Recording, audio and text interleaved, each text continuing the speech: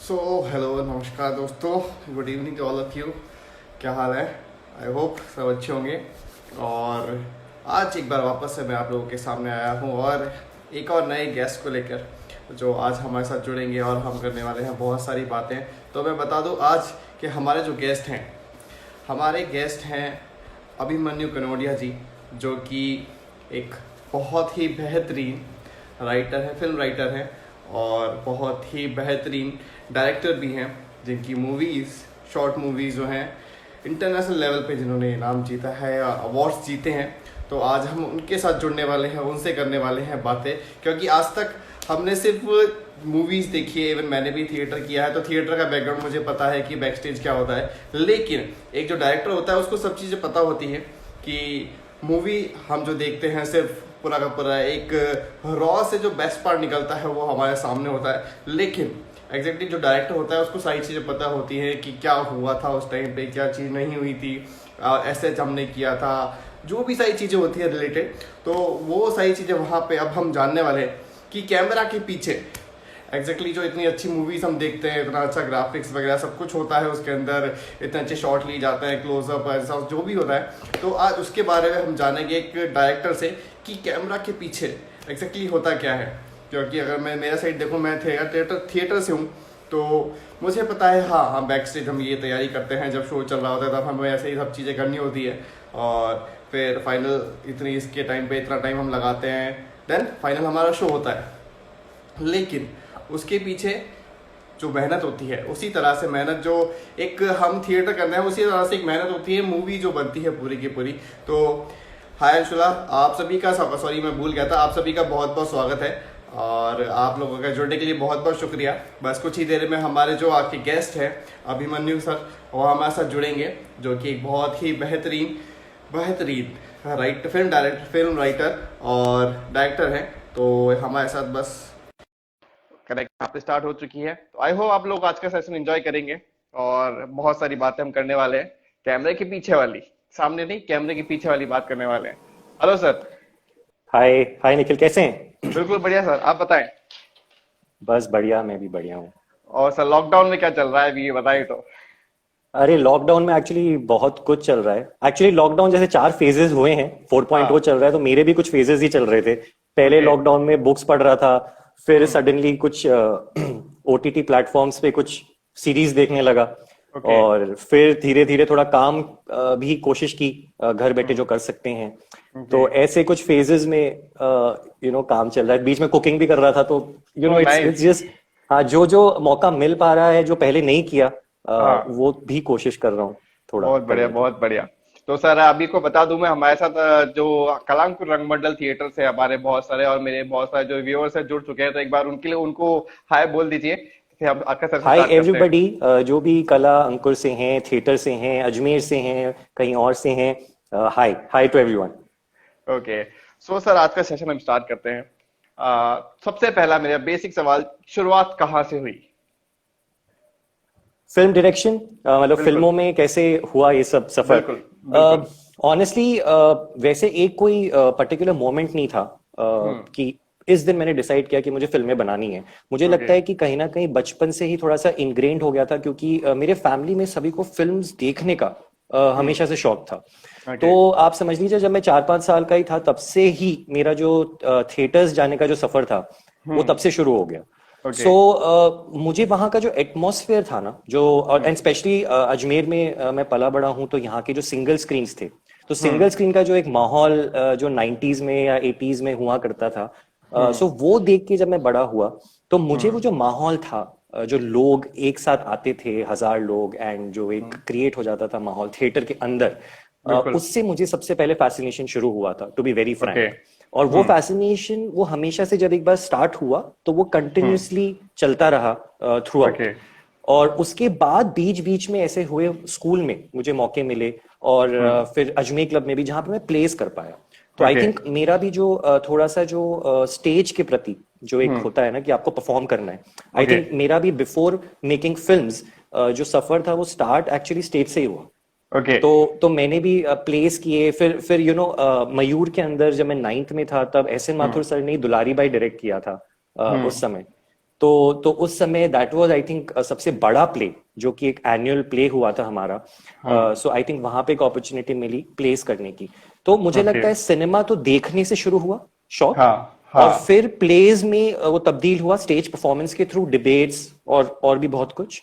तो ओके। दोनों तरफ का मुझे थोड़ा सा आइडिया लगने लग गया कि एक सिनेमा स्टोरी टेलिंग कैसी होती है और एक स्टेज की हाँ। स्टोरी टेलिंग कैसी होती है। ओके। बट फिर मुझे लगा कि इन दोनों का जो मिश्रण करके, और फिर जब मैंने सोचा कि अगर मुझे कुछ करना है तो मैं क्या करना चाहूंगा, तो वो मुझे लगा कि मैं भी वैसा एटमॉस्फेयर क्रिएट करना चाहता हूँ जो मैं देखा करता था बचपन में, ओके। फिल्में बनाकर। बिल्कुल। तो फिर इसीलिए वो डिसाइड हुआ कि मेरे को लगा कि let's let's go for it. तो ऑब्वियसली मैंने फिर उसके बाद विस्लिंग वुड्स ज्वाइन किया था फॉर्मल ट्रेनिंग के लिए फिल्म डायरेक्शन के अंदर। तो 2 साल में मैंने ट्रेनिंग करी फिल्मों की, क्योंकि मुझे ऑनेस्टली मुझे ज्यादा ये पता नहीं था कि मैं देखना तो पसंद करता हूँ लेकिन मैं बना पाऊंगा या नहीं बना पाऊंगा, क्योंकि वो दोनों अलग चीजें हैं, बनाना और देखना। तो फिर विस्लिंग वुड्स के 2 साल जब मैंने वहां स्पेंड किए, तब मुझे थोड़ा कॉन्फिडेंस आया कि हाँ मैं अब कोशिश कर सकता हूँ, बना सकता हूँ। And okay. That's where probably वो जर्नी कहते हैं ना, वो ऑफिशियल हो गई। उसके पहले ओके। जो भी था वो थोड़ा सा शौकिया तौर पे था, ओके। थोड़ा सा मैं ट्राई कर रहा था। पर ऑफिशियल जर्नी अगर मैं कहूँ, अगर अपन एक इंपॉर्टेंट इवेंट मेरी लाइफ का जो था, वो I think Whistling Woods join करना ओके। कह सकते हैं। तो आपने बताया कि आपने थिएटर वाला पोर्शन भी स्टार्ट किया और आपने डायरेक्शन वाला पोर्शन, लेकिन जब आप ये चीज चुन रहे थे तब आपको ये नहीं लगा, क्योंकि थिएटर अगर डायरेक्टर वाला पोर्शन देखे तो ओवरऑल चीजें आ जाती है उसके अंदर, कुछ भी नहीं छूटता, और अगर आप प्ले में देखें तो कैरेक्टर वाइज आपको एक चीज मिलती है। तो वहां पे दोनों में से अगर देखा जाए तो कंपैरेटिवली आपको ज्यादा इजी वाला पोर्शन मिलता है कि हाँ मुझे कैरेक्टर निभाना है, लेकिन डायरेक्शन में सब चीजें मुझे देखनी है, तो उस चीज को कैसे कि हाँ मुझे हार्ड वाले पोर्शन पे ही जाना है। मुझे ऐसा लगता है कि थिएटर और सिनेमा में थोड़ा तो फर्क है ही, बट मुझे ऐसा लगता है कि जैसे एक्टर्स के लिए भी ये कहा जाता है कि अगर आप थिएटर से शुरुआत करते हैं तो कहीं ना कहीं आपका जो क्राफ्ट है वो थोड़ा सा बेटर हो जाता है, ओके। क्योंकि आपके पास कोई कट की कोई गुंजाइश नहीं है, आप रीटेक्स नहीं दे सकते। करेक्ट बात है। बिल्कुल तो मुझे बिल्कुल। लगता है कि theatre as a craft, as an art form, director के लिए भी इम्पोर्टेंट है। ऐसा मेरा मानना है, क्योंकि जब मैं थिएटर करता था तो मैं परफॉर्म तो करता ही था, लेकिन मेरा जो इंटरेस्ट होता था वो बाकी चीजों में भी होता था, कि पीछे स्टेज पे क्या है, प्रॉप्स क्या है, या ओके। Set okay. डिजाइन क्या है, लाइटिंग क्या है। तो अगर अपन देखें तो कुछ टेक्निकल एलिमेंट्स तो डेफिनेटली, जैसे लाइट्स हो गई, सेट डिजाइन हो गया, ये सब थिएटर में भी आता ही है। तो ओके। वहां मुझे, लेकिन एक्टिंग जब मैं करता था तो मेरा बस ऐसा नहीं रहता था कि मुझे एक्टिंग करनी हो मैं निकल जाऊं, वैसा नहीं था। तो मैं ओके। उसमें इन्वॉल्व हो जाता था कि ओके। एग्जैक्टली टेक्निकलिटीज क्या हैं। वहीं से मुझे पता चला कि एक्टिंग तो एक पार्ट है पूरे स्टेज का, पर जो बाकी है उसमें भी जब मुझे इंटरेस्ट आया तो मुझे पता चला कि मुझे ना फिल्म मेकिंग में ज्यादा, और इसमें मैं राइटिंग भी इंक्लूड करूंगा, क्योंकि ओके। आप जो एक्टर्स जो आप लाइन पढ़ रहे हैं वो ऑब्वियसली लिखी हुई हैं किसी राइटर बिल्कुल के बिल्कुल थ्रू। तो बिल्कुल। मेरा इंटरेस्ट जब मैं लाइनें वो पढ़ता था परफॉर्म करने के पहले, तो मैं वहां पे भी सोचता था कि इसके पीछे क्या है थॉट, वो ओके। क्यों लिखा है, कैसे लिखा है। तो मेरा वो हाँ। एक्चुअली 360 डिग्री जो इंटरेस्ट था ना, वो शुरू हो गया था ओके। वहीं से। ओके। हाँ। सर यहाँ पे आपको अभी डॉक्टर अंशुला कह रही है, हाय अभिमन्यु सर। नितिन कह रहे हाय हैं V Anshula. Admire you lot sir. और भामिनी निर्मा कह रही है we are glad to know that you are also a student of S N Mathur sir. हाँ हाँ बिल्कुल, एस एन माथुर सर का ही स्टूडेंट हूँ मैं, और उनके थ्रू ही मैंने जैसे कहा कि फर्स्ट जो सबसे बड़ा प्ले था वो उनके अंडर ही किया मैंने। Okay. So how was that feel जब आपने पहली बार स्टेज किया, जब स्टेज पे आप पहुंचे, आपको लाइक्स मिली और पूरी ऑडियंस वहां पे थी, वो क्या फील था? अब इसमें ये फील भी आई थिंक थोड़ा स्टेज वाइज था। तो सबसे हाँ। पहला अगर मैं प्ले बोलूं तो बहुत छोटा सा प्ले हमने टीचर्स डे पे स्कूल में ही किया था, और ओके। जैसे बच्चों के सामने, अगर वैसे देखें तो। बट ऑब्वियसली जब आप छोटे होते हैं तो छोटी ऑडियंस भी आपको बहुत बड़ी लगती है। तो बिल्कुल बिल्कुल। वो, और हाँ, कोई भी आपके टीचर्स भी अगर आपके सामने होते हैं तो आपको तो थोड़ा सा एक डर सा रहता है। बट फॉर्चुनेटली मुझे ऐसा लगता है कि कहीं ना कहीं किसी कारण से वो डर एक्चुअली नहीं रहा। वो ओके। मुझे वो मजा ही आता था परफॉर्म करने में। तो मैं एज अ ओके। चैलेंज ही लेता था कि मैं वेट करता था कि when I can be on stage, whether it okay. Could be debating, speeches, और परफॉर्मेंस थ्रू दिस।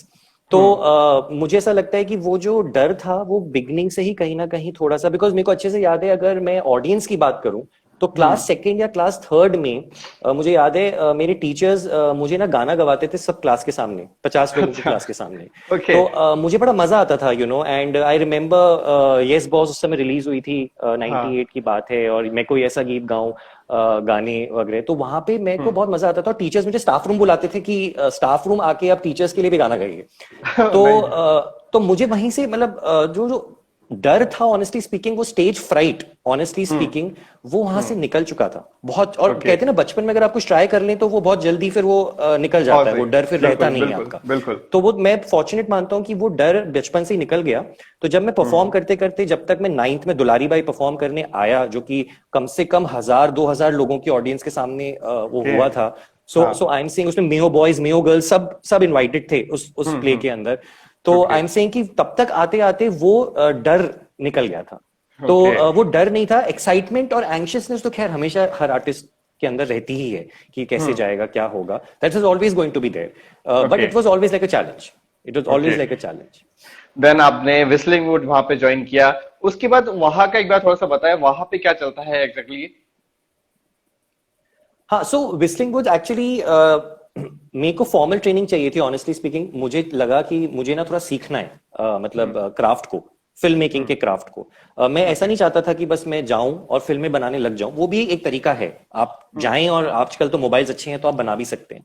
बट मेरे अंदर हमेशा ये था कि फॉर्मल ट्रेनिंग में एक ऐसे इंस्टीट्यूट से लूं जो कि मुझे करंट सिचुएशन, जो आज के जो टेक्नोलॉजी है उसके हिसाब से, आजकल के जो कैमरेज हैं, एडिटिंग सॉफ्टवेयर हैं, मतलब एक करंट करंट एनवायरनमेंट और लेटेस्ट टेक्नोलॉजी के साथ मुझे सीखने को मिले। काम करना तो आई था। थिंक व्हिस्टलिंग वुड्स, जब मैं रिसर्च कर रहा था तो जब मुझे पता चला कि व्हिस्टलिंग वुड्स के बारे में, तो उसकी 2-3 खूबियां जो मुझे एकदम से अच्छी लगी वो ये थी कि एक तो वो बॉम्बे में था, सबसे ओके। इंपॉर्टेंट बात की, नहीं तो बाकी इंस्टीट्यूट जो हैं वो कोई पुणे में है, कोई कैलकाटा में है, कोई चेन्नई में है। So okay. First thing was film city के अंदर, मतलब जहाँ पे आप कहते हैं ना कि आपको सब मिल देखने जाए। को मिलेगा जो भी, तो वो एक फैसिनेशन बिल्कुल। था कि I think that is one thing. Second, जब मैं कैंपस पे गया तो जैसा मैंने कहा कि सबसे the second best thing is that it is technologically extremely updated. मतलब आप जो फिल्में बनाते हैं वो करंट कैमरास पे बनाते हैं जो अभी चल रहे हैं, मतलब जो ओके। अभी की फिल्में बन रही हैं। हाँ, सो ओके। आप जो बेस्ट कैमरास आप अभी फिल्मों में, फीचर फिल्मों में जो यूज हो रहे हैं, आपको उनके साथ एक्सपोजर मिलता है। ओके। आपको फैकल्टी के थ्रू क्राफ्ट तो सीखने को मिल ही रहा है साथ ही साथ। सो प्रैक्टिकल और थ्योरी का बहुत अच्छा मिश्रण है। You okay. Learn the theory in classes, of course वो तो जरूरी ओके। है ही। हाँ। और फिर थर्ड स्टेप आ गया कि बहुत सारी फिल्में देखने को मिलता है जो आपने कभी देखी नहीं है।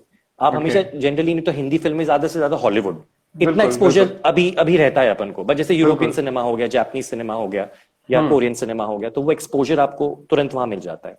और लाइक ओके। माइंडेड लोग मिल जाते हैं फिल्म इंस्टीट्यूट के अंदर, क्योंकि आप ऐसे एनवायरनमेंट में जा रहे हैं जहां पे सब फिल्म मेकर्स बनना चाहते हैं, और बिल्कुल। सब लोग फिल्म के मतलब एंथुसियास्ट हैं, they want to know films, learn films. तो मुझे लगा कि जो एनवायरनमेंट अल्टीमेटली बन गया था व्हिस्टलिंग वुड में, बन जाता है, आई थिंक इट्स ग्रेट। उससे ही ओके। आप 2 या 3 साल, जितना साल भी आप वहां पे स्पेंड करते हैं, सो मुझे लगता है बाय द एंड आप एक फिल्म बनाते हैं जो कि, जिसको हम कहते हैं डिप्लोमा फिल्म बोलें या ग्रेजुएशन फिल्म बोलें। तो ओके। वो फिल्म का जो स्तर होता है वो ऑलमोस्ट आपको ऐसा लगेगा कि आप एक अच्छी खासे फीचर फिल्म एक छोटे टाइम में आप उसको शूट कर रहे हैं। तो ओके। मुझे लगता है तब तक आते आते कॉन्फिडेंस भी आ जाता है, और आपको जब आप वो फिल्म बना लेते हैं तो आपको पता चल जाता है कि क्या गलतियां हैं, क्या आप और बेटर कर सकते हैं, और थोड़ा बहुत आपको you explore yourself by the time you okay. Make that film. तो ओके। ये है। तो सर यहाँ पे क्वेश्चन आया है, व्हाट्स योर कैरेक्टर इन दुलारी भाई? What was Dulari your by में मैं कैरेक्टर? सूत्रधार था, सूत्रधार था। ओके। तो सूत्रधार बीच ओके। बीच में वो आता रहता है, बट वो एक्चुअली सूत्रधार वैसे सूत्रधार है, बट वो उसका कैरेक्टर भी बन जाता है। तो जैसे दुलारी बाई पे सब लोग they were trying to woo Dulari Bai, all other characters, तो सूत्रधार भी कैरेक्टर बन के दुलारी बाई को वो करता है उसके अंदर। ओके सर, एक क्वेश्चन आया है सर, कथा का डायरेक्ट करते वक्त आपका पीयूष सर के साथ एक्सपीरियंस कैसा रहा? उस शेड्यूल के बारे में कुछ बताएं। बहुत ही अच्छा रहा। पीयूष जी के, मतलब पीयूष जी को मैं बहुत ही बाई चांस एक्चुअली एक बार टकरा गया था। पीयूष जी जिस बिल्डिंग में रहते हैं मुंबई में, तो वहां मेरे एक मित्र रहते थे उस समय जब मैं व्हिस्टलिंग वुड्स में था। तो वहां पे हम दिवाली के दिन हमने देखा कि पीयूष जी वहां पे हैं। तो वहां से पता नहीं, मुझे बस एक होता है ना कि आप किसी को सामने अगर मिल लें एक बार, हाँ। तो आपके हाँ। अंदर एक छाप सी छूट जाती है कि इनके साथ काम करने को अगर मिलेगा तो इससे बेहतर क्या हो सकता है। बिल्कुल तो सही है। वहां से वो जब एक मीटिंग हुई थी मेरी, मुझे पता नहीं था कि मैं क्या लिखने वाला हूँ और क्या ओके कैरेक्टर होने वाला है।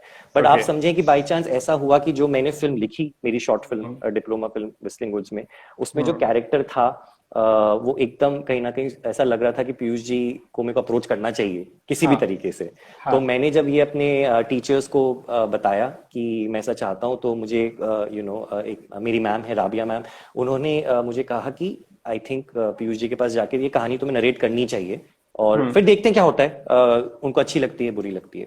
तो फिर इस तरीके से मैं गया और उनको कहानी अच्छी लगी और वो उन्होंने तुरंत हाँ कह दिया। तो सबसे पहली बात जो मुझे अच्छी लगी कि उन्होंने ऐसा नहीं किया कि मुझे 4 दिन 5 दिन 1 महीने तक लटकाया कि ओके कि अच्छा मैं पढ़ूंगा सोचूंगा फिर तुम्हें रिप्लाई करूंगा। मतलब आप ओके समझे विद इन 2 आवर्स उन्होंने मुझे कॉल बैक करके बोला मैं कर रहा हूँ फिल्म। Okay nice. तो सबसे अच्छी बात तो ये कि ऐसा नहीं था कि अरे ये तो स्टूडेंट है तो ठीक है, कभी आज नहीं कल जवाब दे दूंगा। और हाँ उसके बाद वो जर्नी जब शुरू हुई उसके बाद मुझे लगता है इट वाज बहुत ही मजा आया बिकॉज हमने 4 दिन शूट करा फिल्म को। तो 4 दिन हमने जब शूट किया तो मतलब उस समय तो ऐसा हो गया था कि पीयूष जी सेट पे जब आते थे तो हमारे लिए तो ऐसे हो जाता था कि हम सब सीख ही रहे हैं। उनका हाँ उनका जो भी कंडक्ट था सेट के ऊपर, हाँ शॉट देने की जो तैयारी थी, जिस हाँ तरीके से वो मुझसे बात करते थे एज एन एक्टर डायरेक्टर, जो रिलेशनशिप था, तो ऑब्वियसली एज अ डायरेक्टर मुझे तो ऑब्वियसली कॉन्फिडेंट रहना ही था बिकॉज ऑब्वियसली बिल्कुल as a director I have to be confident. मतलब मैं ऐसा नहीं कर बिल्कुल सकता हूँ कि सर मुझे तो कुछ आ नहीं रहा है आप तो कर मैं बहुत दीजिए। नर्वस हो रहा हूँ। हाँ हाँ। तो ऐसा नहीं था तो बट जो पहले कॉन्फिडेंस मैंने लिया हुआ था ऑलरेडी, तो उससे मुझे बहुत हेल्प मिली। बट मुझे ऑनेस्टली स्पीकिंग मैं ये कहूंगा कि 2-3 चीजें जो मैं सीख पाया वो ये था कि first of all Piyush ji ये बिल्कुल नहीं उन्होंने देखा कि ये एक स्टूडेंट फिल्म है या एक प्रोफेशनल फिल्म। उन्होंने मुझे एक चीज कही थी कि मैं डायरेक्टर पे ट्रस्ट करता हूं और हाँ डायरेक्टर से क्वेश्चंस बहुत पूछता हूं, लेकिन अगर ओके डायरेक्टर के पास आंसर है मुझे कन्विंस करने के लिए कि ये क्यों हो रहा है क्या हो रहा है, तब ओके मुझे कोई फर्क नहीं पड़ता कि डायरेक्टर क्या एज का है, स्टूडेंट है, कोई बहुत बड़ा डायरेक्टर है, उससे कोई फर्क नहीं पड़ता। ओके तो ये मेरे लिए भी सीखने की बात है और हम सबके लिए एक्चुअली वैसे देखा जाए तो सीखने की बिल्कुल बात है कि हाउ हम कैसे, कभी नहीं तो हम सोचते हैं ना भेदभाव करते हैं कोई बड़ा है कोई छोटा है। बट उनका बस एक प्रिंसिपल था कि उनके जितने भी क्वेश्चंस होते थे वो पूछते थे और उनका कहा कि अगर डायरेक्टर मुझे कन्विंसिंगली आंसर दे देता है तो देन फुल ट्रस्ट ओके मतलब okay on the director. Okay. ऐसा एक और क्वेश्चन आया, do you have your own production unit और your own platform in Mumbai where young buddies can join and can give audition for acting writing assistant in direction? हाँ नहीं तो अभी actually मेरा जो मैं जिस तरीके से काम कर रहा हूँ वो मैं as a freelance writer director कर रहा हूँ। सो मेरे पास अभी कोई प्रोडक्शन कंपनी नहीं है जो मैंने फॉर्म की हुई है। मैं दूसरे प्रोडक्शन कंपनीज के लिए आई राइट एंड डायरेक्ट। तो अगर मेरे पास ओके कोई कहानी होती है तो मैं उन्हें पिच करता हूँ और अल्टीमेटली अगर वो पिच सेलेक्ट हो जाता है या ग्रीन लाइट हो जाता है then I make the short film, documentary, music video, ads, जो भी मतलब whatever it is. Okay but हाल फिलहाल मैं पर्सनली एक प्रोडक्शन कंपनी रन नहीं कर रहा हूँ तो आई एम सॉरी, मतलब ऐसी कोई ऐसी जगह नहीं है जहां लोग आके ऑडिशन दे सकें। तो जनरली मेरी जो कहानी होती है जब एक बार अप्रूव हो जाती है फिर प्रोसेस शुरू होता है। तो ओके फिर हम देखते हैं कि कास्टिंग कैसे कर सकते हैं और क्या हो सकता है। ओके। तो सर एग्जैक्टली अभी तक मोस्टली लोगों ने यही देखा है कि कैमरे के सामने जो होता है वो बिल्कुल एक रॉ के बाद आप जो प्रोसेस करने के बाद एक पूरी फिल्म आती है वही देखी है, लेकिन एक कैमरे के पीछे क्या होता है उसकी कहानी बताएं एक बार हमें। कैमरे के पीछे क्या क्या चीज चलती है? एक्चुअली बहुत कुछ होता है, मतलब ब्रीफ में कोशिश करता हूँ जो जो हम्म मैं बता सकता हूँ। बट ऑनेस्टली देयर मतलब एक अलग ही दुनिया है। आप कहें हम्म कि अगर आप पीछे कैमरे के पीछे की दुनिया देखेंगे तो आपको लगेगा कि अरे इतनी बड़ी दुनिया है। हमको तो लगता था कि बस एक डायरेक्टर होता है, एक एक्टर होता है, एक कैमरा होता हाँ है और फिल्म हम्म शूट हो जाती है। हम्म पर अब तो खैर थोड़ा सा अगर आप देखें तो बहुत सारे बिहाइंड द सीन्स अवेलेबल हो गए हैं तो हमारी हम्म जनरेशन तो एक्सपोज हो गई है कि पीछे कैसे बिल्कुल क्या क्या होता है। बट आई एम सेइंग कि अगर आप छोटी सी छोटी चीज से देखें तो हर हम्म चीज का मतलब सेट हो गया या कास्टिंग से लेके, राइटिंग से लेके, प्रोडक्शन डिजाइन से लेके, हम्म कॉस्ट्यूम से लेके, मतलब हर चीज का एक डिपार्टमेंट होता है, उसका ओके एक हेड ऑफ द डिपार्टमेंट होता है और ओके वो हेड ऑफ द डिपार्टमेंट उस डिपार्टमेंट को गाइड करता है थ्रू आउट। ओके तो ऐसा डायरेक्टर ऐसा माना जाता होगा कि और छोटे फिल्मों में अगर अपन देखें शॉर्ट फिल्म्स में तो कई बार ऐसा होता भी है कि directors directly head of the departments ना हो और डायरेक्टर Okay. डायरेक्टली डायरेक्ट कर रहा होगा डिफरेंट डिपार्टमेंट्स को। बट अगर हम Okay. एक अच्छे प्रोसेस की बात करें तो जैसे for example director of photography, cinematographer, वो हेड ऑफ द डिपार्टमेंट है, तो कैमरा लाइटिंग उनका डिपार्टमेंट हो गया। Okay. ठीक है, costume, production designer, action director, choreographer, so इतनी सारी जो चीजें हैं ये सारे हेड ऑफ द डिपार्टमेंट्स होते हैं। तो डायरेक्टर का प्राइमरी जॉब ये हो जाता है कि हाउ, जो एक विजन है डायरेक्टर का एक स्क्रिप्ट पढ़ने के बाद, कि वो अल्टीमेटली जब उसको अपने दिमाग में रन करता है तो वो कैसे दिखेगा। तो उसका ये काम हो जाता है कि इन सभी लोगों को वो साथ में लेके चले और कोशिश करे कि वो अपना बेस्ट दे पाए उस पर्टिकुलर डिपार्टमेंट के अंदर। तो ये ऑलमोस्ट आप समझ लीजिए कि अगर मैं इसको एक एनालॉजी दूं तो जैसे अपन घर बनाते हैं, ठीक है, तो उसमें आर्किटेक्ट जो होते हैं तो ओनर तो हो गए प्रोड्यूसर्स, आर्किटेक्ट को आप कह सकते हैं एज ए डायरेक्टर, जो कि उसको। बट अगर आप देखें तो डिपार्टमेंट्स घर बनाने में कितने सारे होते हैं। पेंटिंग डिपार्टमेंट होता है, डोर बनाने का वुडन डिपार्टमेंट, तो आई एम सेइंग खाती होता है, कितने सारे लोग होते हैं, राइट। तो आर्किटेक्ट तो एक ओवरव्यू देखता है कि घर ऐसा दिखेगा, और उसको डायरेक्ट करता है बाकी डिपार्टमेंट्स को कि अल्टीमेटली घर ऐसा दिखना चाहिए, जैसा कि आप मॉडल बनाएं या एक मिनिएचर बनाते हैं, तो वैसा दिखने के लिए डायरेक्टर गाइड करता है। बट आप देखें तो आप एंड क्रेडिट्स अगर किसी भी फिल्म के देखेंगे तो इतने सारे नाम वहां पे मौजूद होते हैं किसी भी फिल्म में, तो आप सोचिए कि वो कितनी बड़ी दुनिया है। मतलब आज लाइटिंग डिपार्टमेंट में इतने लोग होते हैं बिकॉज आपको लाइटिंग करनी होती है, बड़ी बड़ी लाइट्स होती हैं, फिल्म लाइट्स होती हैं, बड़े बड़े कैमरास आपको मूव करने पड़ते हैं। एक्शन सीन्स अगर आप देखेंगे तो ट्रक्स में रिग लगे हुए होते हैं और वो कैमरा मूव कर रहा होता है। सो आई एम सेइंग कि बहुत बड़ी ही दुनिया है, और इसलिए तो काफी समय भी लग जाता है सीखने के लिए। अगर आप इसको थियोरेटिकली और प्रैक्टिकली आप सीखने के निकलेंगे तो definitely it takes a little bit of time also. But मैं ये सजेस्ट करूंगा कि किसी को भी अगर ये डाउट है कि एग्जैक्टली क्या होता है, तो यूट्यूब के ऊपर आजकल बहुत सारे ऐसे वीडियोज आ गए हैं बिहाइंड द सीन्स के, और बड़ी बड़ी हॉलीवुड फिल्मों के बिहाइंड द सीन्स आ गए हैं, तो आपको पता चलेगा, फैसिनेट हो जाओगे। जैसे मैड मैक्स फ्यूरी रोड है, या अभी 1917 आई थी अभी जो ऑस्कर नॉमिनेटेड थी, तो अगर आप उनके बिहाइंड द सीन देखेंगे तो आप एकदम हैरान हो जाएंगे कि किस लेवल पे हार्डवर्क होता है टू मेक अ फिल्म। हाँ, ओके सर, एक क्वेश्चन आया नितिन गंगवानी की तरफ से, how did you manage your formal education and your passion film making hand in hand? नहीं, ऑनेस्टली तो मैंने हैंड टू हैंड इतना मैनेज किया ही नहीं। आई बी वेरी ऑनेस्ट। मैंने सीए पहले कंप्लीट किया। मैं उस समय मैं फिल्में बनाता ही नहीं था जब मैं सीए कर रहा था। तो मैं जब 12th के बाद मुंबई पहुंचा, तो मैं तो वैसे सीए करने के लिए ही पहुंचा था। तो 12th के बाद जब मैं मुंबई गया तो मैंने 3-4 साल अगर आप कहें तो मैंने यही सोचा था कि सीए करने के लिए तो मुझे कॉन्सेंट्रेट करना ही पड़ेगा सीए में। आई कैन नॉट बी, मैं इधर उधर नहीं कर सकता हूँ। प्लस मैं ऑफिस भी जाता था, आर्टिकलशिप भी काफी टफ होती है, तो आर्टिकलशिप करने भी जब मैं जाता था तो मेरा टाइम पूरा आर्टिकलशिप में ही निकल जाता था, तो मुझे कुछ टाइम मिलता नहीं था कि मैं फिल्में बना सकूं। हाँ, इतना मैं करता था बीच बीच में कि जैसे फिल्में देखकर ना कुछ ब्लॉग्स कर लिया, फिल्मों को थोड़ा रिव्यू कर लिया अपने लेवल के ऊपर ही, तो वो पैशन बरकरार था। पर अगर आप कहें कि मैंने फिल्में बनाई या मैंने कुछ ऐसा सोचा किया, तो नहीं, मैंने एक एक चीज ही की। तो मैंने स्कूलिंग कंप्लीट करके सीए किया, और सीए करने के बाद मैं व्हिस्लिंग वुड्स गया, और व्हिस्लिंग वुड्स के बाद फिर मैंने फिल्म मेकिंग प्रोफेशनली स्टार्ट कर दी। ओके, तो अभी है आपके बारे में हमने बहुत सारी चीजें, अब हम जानते हैं सबसे पहली चीज आपकी कथाकार। हाउ हैज इट कम्स, आपके दिमाग में क्या आया और किस तरह से ये सारी चीजें हुई? जब आप व्हिस्लिंग वुड में पढ़ रहे थे तब आपने बोला कि तभी स्टार्ट हो चुका था, तो इसका आइडिया किस तरह से आपको आया? कथाकार का एक्चुअली वो भी थोड़ा सा लंबा प्रोसेस था, बिकॉज हम जब व्हिस्लिंग वुड्स के अंदर कहानी ब्रेनस्टॉर्म करते थे तो ऑब्वियसली हमारे टीचर्स भी हमारी हेल्प करते थे, हमारे मेंटर्स थे।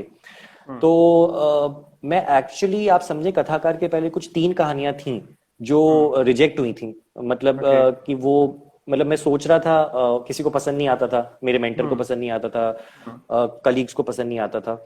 तो काफी, मैं कहूँ तो कथाकार का जो आइडिया आया वो ऐसा नहीं था कि बहुत इंस्टेंट आ गया था, मतलब एकदम सडनली एक रात को आया, ऐसा नहीं था। उसके पीछे बहुत स्ट्रगल थी। आप समझे 2-3 महीना में, आप सोचिए, पहले मैंने 3 कहानियां लिखी जो रिजेक्ट हुई। फिर जब चौथी कहानी पे जब मैं पहुंच रहा था तो मेरे पे थोड़ा प्रेशर था, बिकॉज शूटिंग की डेट्स पास आ रही थी, तो मुझे कहानी को लॉक करना बहुत जरूरी था। तो जब मैं 4th कहानी जब आया लिखने पे, तो मुझे एक मेरे मेंटर की बात याद थी कि कुछ ऐसा लिखने की कोशिश करो जो थोड़ा मतलब पर्सनल हो, या जिसमें मतलब थोड़ा दिल के करीब। नहीं तो जनरली हम क्या करते हैं, कहानियां एज अ स्टूडेंट ना बड़े क्रिस्टोफर नोलन टाइप आइडियाज हम थोड़ा सोचने की कोशिश करते हैं, विच इज ग्रेट, बिल्कुल। बट आई थिंक कि क्रिस्टोफर नोलन ने भी पहले कुछ फिल्में बनाई, उसके बाद उन्होंने बिल्कुल। वैसी फिल्में बनाई। तो हमारी गलती हो जाती है, शायद मैं वो गलती कर रहा था, बट उसके बाद मैंने सोचा कि मुझे क्या पसंद है, मुझे ओके। क्या पसंद है पर्सनली। तो जैसे मैंने कहा कि थिएटर, सिनेमा, तो सिनेमा हॉल्स, तो अगर आप कथाकार देखेंगे तो कथाकार का फर्स्ट सीन जो है वो सिंगल स्क्रीन थिएटर से ही जुड़ा हुआ है। बिल्कुल। तो आप इसको कनेक्ट कर सकते हैं कि हाउ, जैसे मैंने बिगिनिंग में कहा कि मेरा जो पसंदीदा माहौल था वो था हाँ। सिंगल स्क्रीन थिएटर में, जिस तरीके से लोग कोई भी कमर्शियल फिल्म देखकर चिल्लाते हैं। और कथाकार का फर्स्ट सीन ही है कि दबंग चल रही है और लोग चिल्ला रहे हैं, चला और रहे प्रोजेक्शनिस्ट जो है वो फिल्म दिखा रहा है। दिखा रहा तो है। इस तरीके से मैं जब सोचा कि मेरे क्लोज इमेजेस क्या हैं, कौन कौन से ऐसे एनवायरनमेंट हैं जो मुझे पसंद है, फिर मैंने जब कहानी लिखने की कोशिश करी तो सिनेमा हॉल उसमें एक एलिमेंट हो गया। स्टोरी टेलिंग, जो पीयूष जी अल्टीमेटली गांव में जाकर एज अ हाँ। स्टोरी टेलर बनते हैं, तो ये सब सोच सोच कर के अच्छा ये तो वर्क नहीं कर रहा है। मैंने एक कहानी ऐसे मतलब कोई थ्रिलर लिखी थी, कोई कुछ लिखा था, कोई कुछ लिखा था, तो मैं वहां से भटक भटक कर अल्टीमेटली मैंने अपने आप को एक दिशा दी कि I have to sit and think कि मुझे क्या पसंद है। तो ओके। इस तरीके से तो मैं बस ये कहूंगा कि ये ग्राफ था, ये एकदम ऐसा नहीं था, क्योंकि कभी कभार ऐसा भी होता है लाइफ में कि आप गाड़ी में जा रहे हैं, सडनली आपने कुछ देखा और आपको आइडिया आ गया और वो हिट हो गया, ऐसा भी होता ओके। है। लाइक वो भी कहा जाए सिचुएशंस। हैरी पॉटर, एग्जैक्टली जहां तक मुझे पता है हैरी पॉटर एक टिश्यू पेपर्स पे लिखना स्टार्ट हुआ था शायद तक, तो ऐसा कुछ पता है मुझे उसके हाँ बारे हाँ, में। सो ऐसा बिल्कुल हो सकता है कंप्लीटली। और ये एक्चुअली मेरी जो सेकंड फिल्म, अगर आप जैंगल बेल्स देखेंगे तो जैंगल बेल्स के अंदर ये चीज मेरे साथ हुई थी कि मैं एक बार एक ट्रिप पे जा रहा था, और बस में बैठा हुआ था, और बस में 4 घंटे की जर्नी थी वो, ओके। और उस 4 घंटे के अंदर मैंने सिर्फ एक एक कोई रैंडम बंदे को ना गाते हुए सुना, ठीक हाँ। है। हाँ। और जैंगल वेल्स का आइडिया वहां पे लॉक था। ओके। बाय द टाइम मैं बस से नाइस। उतरा था वहां पे, मेरे पास एक पूरी कहानी थी जैंगल बेल्स। नाइस। सो ऐसा भी हो जाता है कि कथाकार जैसा भी होता है, where you take 2-3 months to to come up with an idea जो कि आप ओके। बनाना चाहते हैं। और कभी कभार एक बस की 4 घंटे की जर्नी भी आपको वो एक आइडिया देके जा दे सकती सकते है। हैं। ओके। हाँ। ओके। सो सर यहाँ पे एक क्वेश्चन आया है, if someone want to work with you is it possible, if yes how? बिल्कुल पॉसिबल तो है ही, बट अभी क्या हो रहा है कि मैं प्रोजेक्ट बेस करता हूँ काम। तो एक तरीका ये हो सकता है कि प्रॉबेबली आप अपना मुझे कांटेक्ट इंस्टाग्राम के थ्रू इनबॉक्स कर सकते हैं, या फेसबुक के थ्रू इनबॉक्स कर सकते हैं। कई लोग मुझे होते हैं जो अपना प्रोफाइल रील शो कर देते हैं, जैसे कि फॉर एग्जांपल एक्टर्स हैं तो उनका एक प्रोफाइल होता है बना हुआ। अगर कुछ डायरेक्टर्स हैं तो उनका रील होता है, कुछ फिल्म बनाई है आपने या कोई भी आपका काम, तो आप मुझसे शेयर करके रख सकते हैं। तो मैं क्या करता हूँ कि मैं उनको अपने पास रखता हूँ, और अगर ओके। मुझे नेक्स्ट प्रोजेक्ट में अगर मुझे लगता है कि ये एक्टर या ये असिस्टेंट डायरेक्टर या कोई भी कैपेसिटी में अगर मुझे लगता है कि ये मेरे साथ काम कर सकते हैं, तो मैं उन्हें अप्रोच करता हूँ। तो ओके। मेरा सिलेक्शन प्रोसेस एकदम प्रोजेक्ट बेसिस पे चलता है, कि अगर मैं अभी कोई एक प्रोजेक्ट कर रहा हूं और अगर मुझे लगता है कि वो इंसान उसमें बैठ रहे हैं, तो मैं उनको अप्रोच कर सकता हूँ। बट उसके लिए हाँ, मुझे इन्फॉर्मेशन होनी जरूरी है। तो ओके। कई लोग मुझे इंस्टाग्राम और फेसबुक के ऊपर मैसेजेस के थ्रू अपना प्रोफाइल भेज के रखते हैं। So okay. That is one way to go about it. Okay. अब हम बात करते हैं आपकी एक और मूवी क्वींस ऑफ हार्ट, उसके बारे में कुछ बताएं। हाँ, तो फिर पहले हाँ, तो कथाकार हो गया, जैंगल बेल्स हो गया। तो क्वीन ऑफ हार्ट्स जब उसके जो बिगिनिंग थी वो ऐसी थी कि हमने जैंगल बेल्स क्रिसमस पे रिलीज किया था। तो उसके बाद ऐसा हुआ कि अच्छा कुछ वैलेंटाइंस डे आ रहा है, सो लेट्स नेक्स्ट फरवरी के अंदर आ ही रहा था वैलेंटाइंस डे। ओके। तो कुछ उस पे भी सोचते हैं, कुछ अगर आइडिया आ जाता है तो बनाते हैं। तो अब वैलेंटाइन डे पे जनरली वही बात हो जाती है कि लड़का लड़की डेट या कुछ ऐसा ही बिल्कुल होता है, फूल दिया, ये हुआ वो हुआ। बिल्कुल। तो बिल्कुल। पता नहीं, मुझे ऐसा लगा कि शायद अगर मुझे वैलेंटाइन डे पे कुछ करना है तो मुझे कुछ अलग करना है, मतलब ऐसा मेरे दिमाग में बस था, बिकॉज ओके। इतनी सारी फिल्में ऑलरेडी आ रही थी वैलेंटाइंस डे के ऊपर जो कि बॉय और गर्ल के ऊपर ही लिमिटेड थी। तो मैंने बस अपने आप को ये चैलेंज दिया हुआ था कि अगर मुझे ये फिल्म बनानी है वैलेंटाइंस डे पे, तो कुछ ऐसा आइडिया आएगा जो कि थोड़ा अलग ही होगा ना, तो ही बनाऊंगा। हाँ तो इस तरीके से मैंने एक चैलेंज लिया और अगेन मैं बैठा और मैंने अपने आप को अगेन एक चैलेंज देके उसको लिखा। तो सोचते सोचते सोचते ऐसा लगा कि वैलेंटाइंस डे को हम ऑब्वियसली रोमांटिक लव से तो लेते हैं, हम बिल्कुल रिलेट बिल्कुल। करते ही हैं, बट व्हाट इफ अगर हम इसको ट्विस्ट दें और एक फैमिली लेवल पे इसको लेके जाएं कि अगर हम बिल्कुल वैलेंटाइंस डे पे हर प्यार को, हर तरीके के प्यार को बिल्कुल सेलिब्रेट बिल्कुल। कर पाए तो वो कैसे होगा। तो यहां से वो जर्म आया आइडिया का कि अभी इसको फैमिली के ऊपर कैसे ले जाना है। फिर फैमिली के बाद मेरे को आया कि अच्छा अब माँ है और माँ के कैरेक्टर के आसपास कौन कौन हो सकता है। तो माँ के एक औरत का अगर हम देखें एक जर्नी एक वुमेन की, तो हस्बैंड ऑफ कोर्स, बेटा ऑफ कोर्स, और दामाद, ठीक है। बिल्कुल सो ये एक जनरली एक करंट सिचुएशन में दीज आर द रिलेशनशिप्स जो हम देखते हैं। ओके। तो मैंने उसी तरीके से फिर उसको देखा Design. कि एक फादर है, बेटा है, जो कि लड़ रहे हैं एक दूसरे से कि कौन बेहतर वैलेंटाइंस डे बनाता है बिल्कुल। उनका, और बाद में बाजी दामाद दामाद ले मार जाता जाता है। है। सो ऐसे तो इस तरीके से it started basically. Okay, so here एक क्वेश्चन आया है हमारे पास। So when you finish your CAS journey, did you ever get the idea of being late or have lost a lot of time to go at your ultimate goal, that is filmmaking? हाँ, सो इस पे मैं ये कहूंगा कि मेरे पापा ना हमेशा से कहते थे कि या अभी भी कहते हैं, और उनका बहुत एक सिंपल फंडा रहता है कि अगर 1-2 साल ना इधर उधर हो जाए ना तो लॉन्ग टर्म में ना कुछ फर्क नहीं पड़ता है। हम लोगों को लगता है जब हम 18 साल के होते हैं ना, तो हमको लगता है कि अरे अरे मतलब बहुत बड़ा कुछ प्रॉब्लम हो जाएगा अगर मैं 19 साल का हो गया या 21 साल का हो गया या 22 साल का हो गया। पर अगर इसको देखें तो इससे होता क्या है, हम एंग्शियस हो जाते हैं। वी गेट वेरी एंग्शियस कि टाइम निकल रहा है, कुछ हो नहीं रहा है, और उस एंग्शियसनेस में ना कुछ भी नहीं होता है। हम कुछ भी उस नर्वसनेस में हम कुछ भी नहीं कर पाते। तो सबसे पहले तो हमको ये हटाना है कि वो एंग्शियसनेस हटा दें, क्योंकि यहाँ पे टाइम से ज्यादा इंपॉर्टेंट ये है सही काम करना। ये एक सबसे इंपॉर्टेंट बात है, क्योंकि टाइम के पीछे भागेंगे तो कभी पकड़ तो पाएंगे नहीं, दैट इज फॉर श्योर, ठीक है। बिल्कुल। तो आप इसको ऐसे देखें कि आप उस समय जितनी भी एज पे आप हैं, 18, 21, 25, 30, आप उस समय क्या बेहतर कर सकते, बेस्ट अपने लिए कर सकते हैं, आप वो कीजिए। तो अगर आपको लगता है उस समय, और अगर आपके परिवार को भी लगता है और खुद को भी लगता है कि, और मुझे तो अभी भी लगता है कि एजुकेशन बहुत जरूरी है, मुझे तो पढ़ाई ने और हर चीज ने मुझे हेल्प किया पर्सनली। कई लोग दिशा अलग भी ले लेते हैं, वो भी ठीक है, उसमें कोई बुराई नहीं है, बट मैं कहता हूं टू ईच इज ओन। मेरे लिए कभी ऐसा नहीं था कि टाइम वेस्ट हो रहा है। जो एक्सपीरियंसेस मैंने सीए करते हुए लिए, और जब मैं मुंबई में रहा, तो सबसे पहली बात तो जब आप मुंबई आते हैं तो मुंबई को समझने में भी 4 साल लग जाते हैं आपको, 3 साल लग जाते हैं आपको। तो ऐसा नहीं है कि आप मुंबई आए और 6 महीने में आपने कहा बस मुंबई, तो इतने सारे लोग हैं मुंबई आके फिर वापस वापस लौट जाते हैं घर पे, बिकॉज आसान, देखिए सिटी तो आसान नहीं है। अगर आप वैसे देखें तो Mumbai as a city is not easy, it's a great city but not an easy city. So मेरा जो सीए का जो दौर था, वहां पे तो मैं पहले थोड़ा मुंबई को समझ रहा था कि मुंबई है क्या, मुंबई फंक्शन कैसे करता है। तो पढ़ाई करते करते ऐसा नहीं था कि वेस्ट हो रहा था टाइम, मुझे ऐसा लगता है। अब जैसे फॉर एग्जांपल जब मैं सीए कर रहा था तो मैंने आर्टिकलशिप करी, तो मैं जब ऑफिस जाता था तो एक कॉन्फिडेंस आ जाता है, करेक्ट है। आप जब लोगों से मिलते हैं, डील करते हैं, बिकॉज फिल्म मेकिंग मैं आपको बता देता हूं क्रिएटिव तो है ही, ठीक है, पर साथ ही साथ it is about people management and specially as a director तो आपको पीपल मैनेजमेंट आना ही चाहिए। अगर आप वो नहीं कर पा रहे हैं तो आपके दिमाग में कितना भी बेहतर आइडिया हो, वो आप सामने नहीं रख पाएंगे। और अगर आप वो सामने नहीं रख पाएंगे तो डायरेक्ट कैसे करेंगे। तो सपोज अगर आपको अभी कोई, मैं सपोज मेरे पास कोई आता है बाहर से और मुझे पूछता है कि भाई मुझे जाना है मेयो कॉलेज, ठीक है।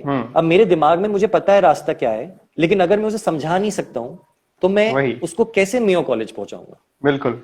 तो सिंपल सी बात है। तो ये कई लोगों को लगता है कि मैं बहुत क्रिएटिव हूं, कमाल आइडिया सोचता हूं तो मैं फिल्म डायरेक्टर बन सकता हूं, बट मुझे लगता है कि शायद आप राइटर बन सकते हैं, क्योंकि आपके पास कमाल आइडियाज आते हैं, आप उसे लिख सकते हैं।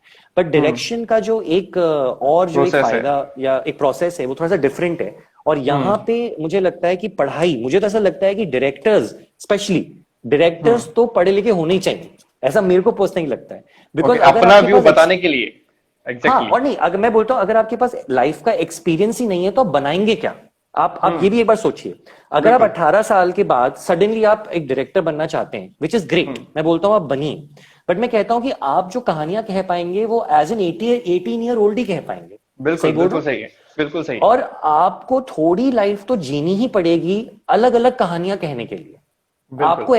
आपको एक्सपीरियंसेस लाइफ के लेने ही पड़ेंगे। तो मैं कहता हूं कि जब आप एक्सपीरियंस लेने ही है तो पढ़ाई लिखाई के साथ भी चल सकता है दौर। बिल्कुल। तो आप पढ़ाई भी कर रहे हैं, आप जब पढ़ाई करते हैं तो आपके पास क्या फायदा होता है? आप ट्रैवल कर सकते हो, आप बुक्स पढ़ सकते हो, आप मूवीज देख सकते हो।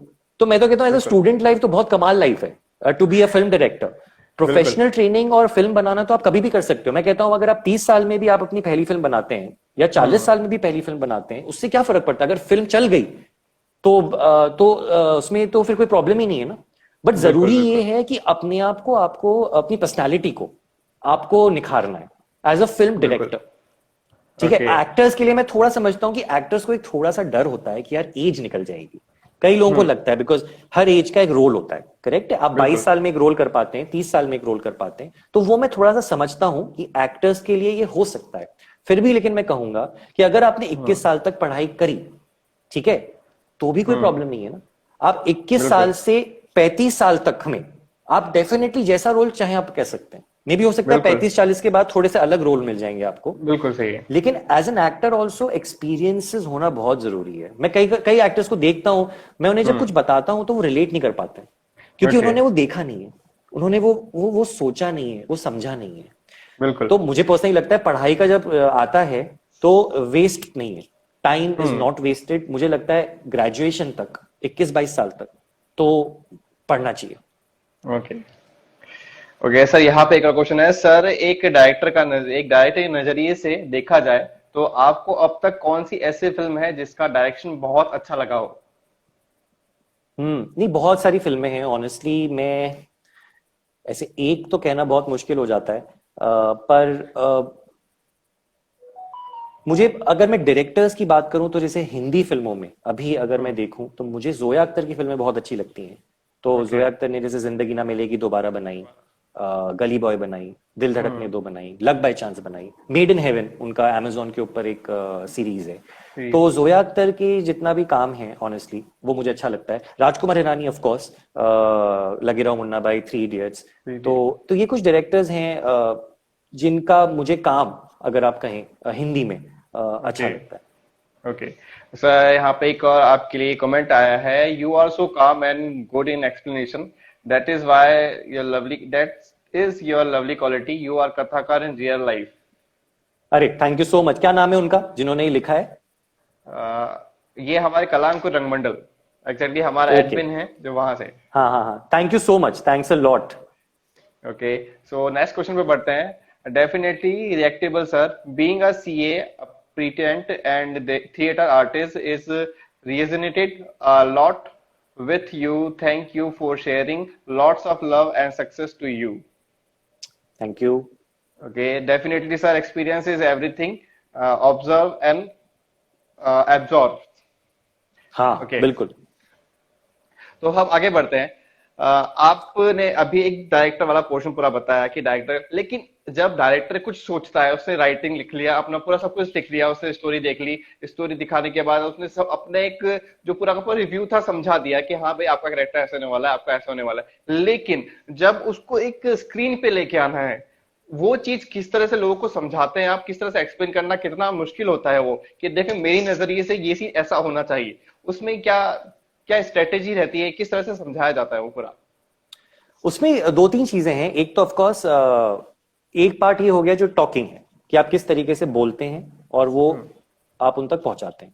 लेकिन उसके बाद कुछ टूल्स भी हैं, देयर आर टेक्निकल टूल्स जिनका आप जैसे फॉर एग्जांपल मैं कहूं तो जैसे आप एक स्टोरी बोर्ड बनाते हैं। तो स्टोरी बोर्ड क्या होता है कि आप ड्रॉ करते हैं स्केच, जैसे कॉमिक बुक होती है।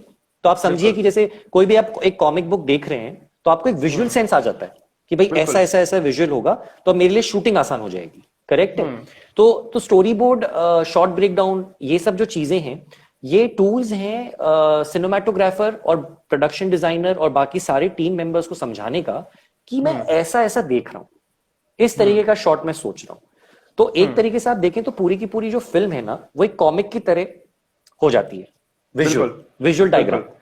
हाँ जैसे मैंने आपको कहा, आर्किटेक्ट जैसे वो एक मिनिएचर्स और मॉडल्स बनाते हैं, तो बड़ी फिल्मों में भी ये होता है। तो फॉर एग्जाम्पल अगर आप देखें तो जैसे केदारनाथ फिल्म आई थी, तो केदारनाथ फिल्म के अंदर जो पूरा सेट था, क्योंकि मैं वहां था, ऑफिस के अंदर गया हुआ था उस समय, तो उन्होंने वो पूरा जो सेट था उसका एक मॉडल बनाया था, एक मिनिएचर बनाया था, ताकि वो पूरा देख सकते हैं उसको ऊपर से कि कैमरा कहाँ लग सकता है, शॉट कहाँ से आ सकता है, कहाँ से पानी आएगा, जब बाढ़ आएगी तो पानी कहाँ से आएगा। तो जब आप एक उसको मिनिएचर्स, मॉडल्स और शॉट ब्रेकडाउन और स्टोरी बोर्ड, तो ये टेक्निकल टर्म्स हैं जो कि हेल्प करते हैं अपने विजन को बताने के लिए। और दूसरा तरीका तो कभी कभार ऐसा भी मैंने तो किया है अपने, कि अगर मैं कुछ शूट कर रहा हूं तो मैं उसको हम कह सकते हैं मॉक शूट, मतलब मैंने उसको एक बार अपने छोटे लेवल पे शूट करके देख लिया कि कैसा लगा।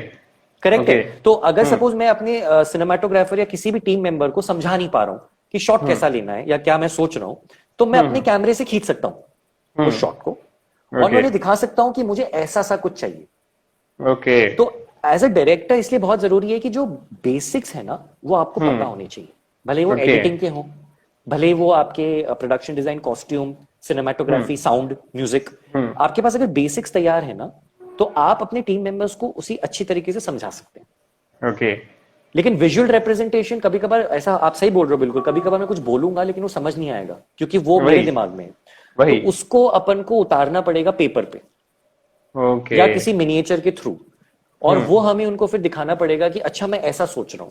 इसीलिए जैसे डायरेक्टर्स आप देखेंगे तो उनके पास खुद के कैमरेज तो आजकल तो खैर बहुत अच्छा मोबाइल फोन्स होते ही हैं, तो आपके साथ डीएसएलआर भी ले जाने की आजकल जरूरत नहीं है। आप अगर कुछ भी शूट अच्छा करना चाहते हैं, आप अपने मोबाइल के ऊपर ही खींच के तुरंत व्हाट्सएप कर सकते हैं कि मैं ये सोच रहा हूँ। तो अच्छा है, टेक्नोलॉजी की वजह से ये तो पक्की बात है कि अब समझाना थोड़ा तो आसान हो गया है। आप यूट्यूब पे कोई भी वीडियो देखते हैं और अगर आपको इंस्पायर करता है तो आप अपनी टीम को बता सकते हैं कि ये देखिए मैं ऐसा लाइटिंग सोच रहा हूँ, कलर पैलेट जो है मेरा, मैं ऐसा सोच रहा हूँ। तो ये सब टूल्स हैं जिनको आप यूज कर सकते हैं।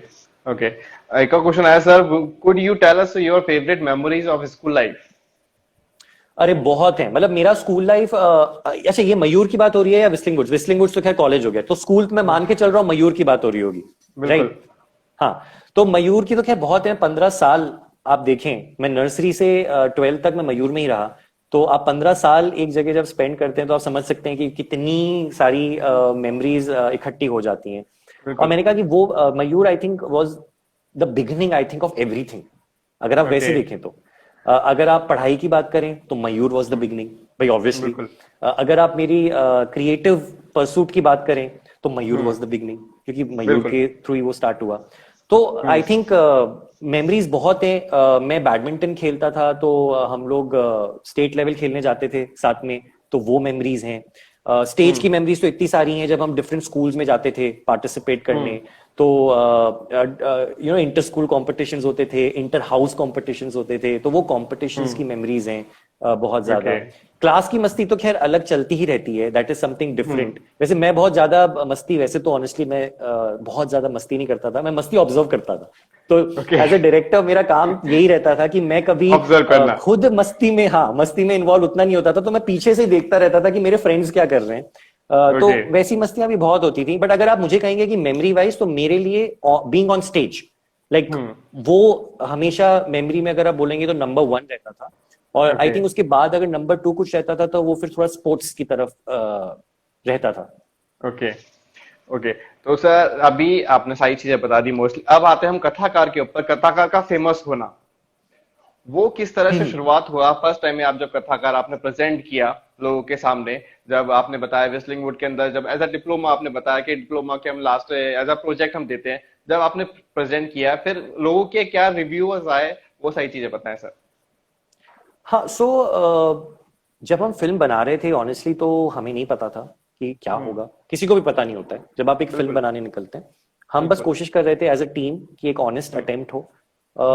तो सबसे पहला जो आई थिंक फिल्म स्कूल में जब आप रहते हैं तो एक चीज आप एक्सपोज हो जाते हैं, फिल्म फेस्टिवल्स के साथ आप एक्सपोज हो जाते हैं, बिकॉज आपको बोला जाता है कि आप जाएं फिल्म फेस्टिवल में फिल्में देखें। क्योंकि एक तरफ आप जो सिनेमा, कमर्शियल सिनेमा जिसको हम कहते हैं, मेन स्ट्रीम सिनेमा, वो तो आप देख ही रहे हैं, मतलब वो तो हर इंसान देख ही रहा है। पर फिल्म फेस्टिवल में जो फिल्में आती हैं वो थोड़ी अलग होती हैं। वो Okay. मैसेज ओरिएंटेड हो सकती हैं, या उनका जो क्राफ्ट होता है फिल्म मेकिंग का क्राफ्ट, वो थोड़ा अलग होता है, ठीक है। ओके। तो फिल्म फेस्टिवल में जाना मैंने शुरू विस्टिंग वुड्स ज्वाइन करते ही किया, यू नो। तो मैंने जब फिल्म फेस्टिवल्स में गया तो मुझे अगेन वहां से इंस्पिरेशन मिली कि यार मेरी फिल्म भी अगर फिल्म फेस्टिवल में जाती है तो मुझे अच्छा लगेगा। तो ये पक्का हो गया था कि जब हम फिल्म बनाएंगे कथाकार, तो हम कोशिश करेंगे इसको फिल्म फेस्टिवल्स में भेजने की, ओके। और देखते हैं कि रिस्पॉन्स क्या मिलता है। वो तो फिर ऑफ कोर्स फिल्म के मेरिट के ऊपर ही रिस्पॉन्स मिलने वाला है। बिल्कुल बिल्कुल। तो जब फिल्म कंप्लीट हुई तो सबसे पहला स्टेप हमने यही किया, हमने और कुछ भी नहीं किया। मतलब आप समझिए कि फिल्म जब तैयार हुई फाइनली पोस्ट प्रोडक्शन के अंदर, मैंने अपने मेंटर्स को दिखाई, टीचर्स को दिखाई, कलीग्स को दिखाई, दैट्स इट। उसके बाद हमने बस चुपचाप इसको फेस्टिवल्स में भेजना शुरू किया। ओके। तो जब हमने फेस्टिवल में भेजना शुरू किया तो हमें तुरंत एक दो जगह से रिप्लाई आ गया कि आपकी फिल्म हमने सेलेक्ट कर ली है। ओके। तो मुझे आज भी याद है कि सबसे पहला सिलेक्शन जो हमारा हुआ था वो बैंगलोर में हुआ था। बैंगलोर का एक Okay. फिल्म फेस्टिवल था। तो मुझे बहुत खुशी हुई कि अरे हमने कहीं भेजी और सेलेक्ट हो गई। बिल्कुल, तो मैं बैंगलोर बिल्कुल गया उसके बाद, और हम लोग वहां बेस्ट शॉर्ट फिल्म जीत भी गए। तो Okay, nice. सडनली एकदम से आप समझिए कि फिल्म रेडी हुई और उसके एक महीने के अंदर हम Okay. एक फिल्म फेस्टिवल जाके जीत भी गए थे। नाइस। तो वहां से थोड़ा सा कॉन्फिडेंस आ गया कि मे बी हमें अब ज्यादा भेजना है। मतलब अगर अभी हमने 2 फेस्टिवल में भेजा है तो हमें अब 10 फेस्टिवल 10 में में। इसको भेजना पड़ेगा। तो Okay. ऐसे जर्नी शुरू हुई, और वो करीबन 1-1.5 साल तक वो जर्नी चली जहां पे हम उसको भेज रहे थे। और फिर क्या हुआ कि इंडिया में तो रिस्पॉन्स मिला ही, फिर हमें लगा यार कि बाहर भी देख लेते हैं, बिकॉज अब अगर इंडिया में हमें 4-5 फेस्टिवल में सेलेक्ट कर लिया है बिल्कुल। तो हो सकता है बाहर भी हो जाए। और इंटरेस्टिंगली बाहर भी हो गया। मतलब तो फिर जो मेजर 2 मैं कहूंगा कि थोड़े से टर्निंग पॉइंट जो रहे, तो एक तो रहा कि हम फिल्म फेयर में सेलेक्ट हो गए। फिल्म फेयर अवार्ड्स के शॉर्ट फिल्म कैटेगरी के अंदर हम नॉमिनेट हो गए। तो ऑब्वियसली आप बचपन से एक वो देखते हैं ना कि फिल्म फेयर के बिल्कुल, अंदर आपका बिल्कुल। नॉमिनेशन होना। और I think we were lucky कि फिल्म फेयर उसी साल शॉर्ट फिल्म कैटेगरी लेके आया था। तो हम एकदम से Okay. हम लकी हो गए कि वो उसी साल शॉर्ट फिल्म कैटेगरी आई थी और हमारी फिल्म कैटेगरी आई तैयार थी। थी बिल्कुल। और हम नॉमिनेट हो गए। और सेकंड जो चीज हुई वो ये हुई कि thankful I have to thank Whistling Woods कि उन्हें लगा कि फिल्म अच्छा कर रही है, काफी सारे फेस्टिवल में गई है, जीत रही है, फिल्म फेयर चली गई है। तो उन्होंने क्या किया कि फिल्म को अपनी तरफ से, कॉलेज की तरफ से हर साल एक फिल्म अलाउड होती है स्टूडेंट ऑस्कर्स के लिए नॉमिनेट Okay. करने के लिए।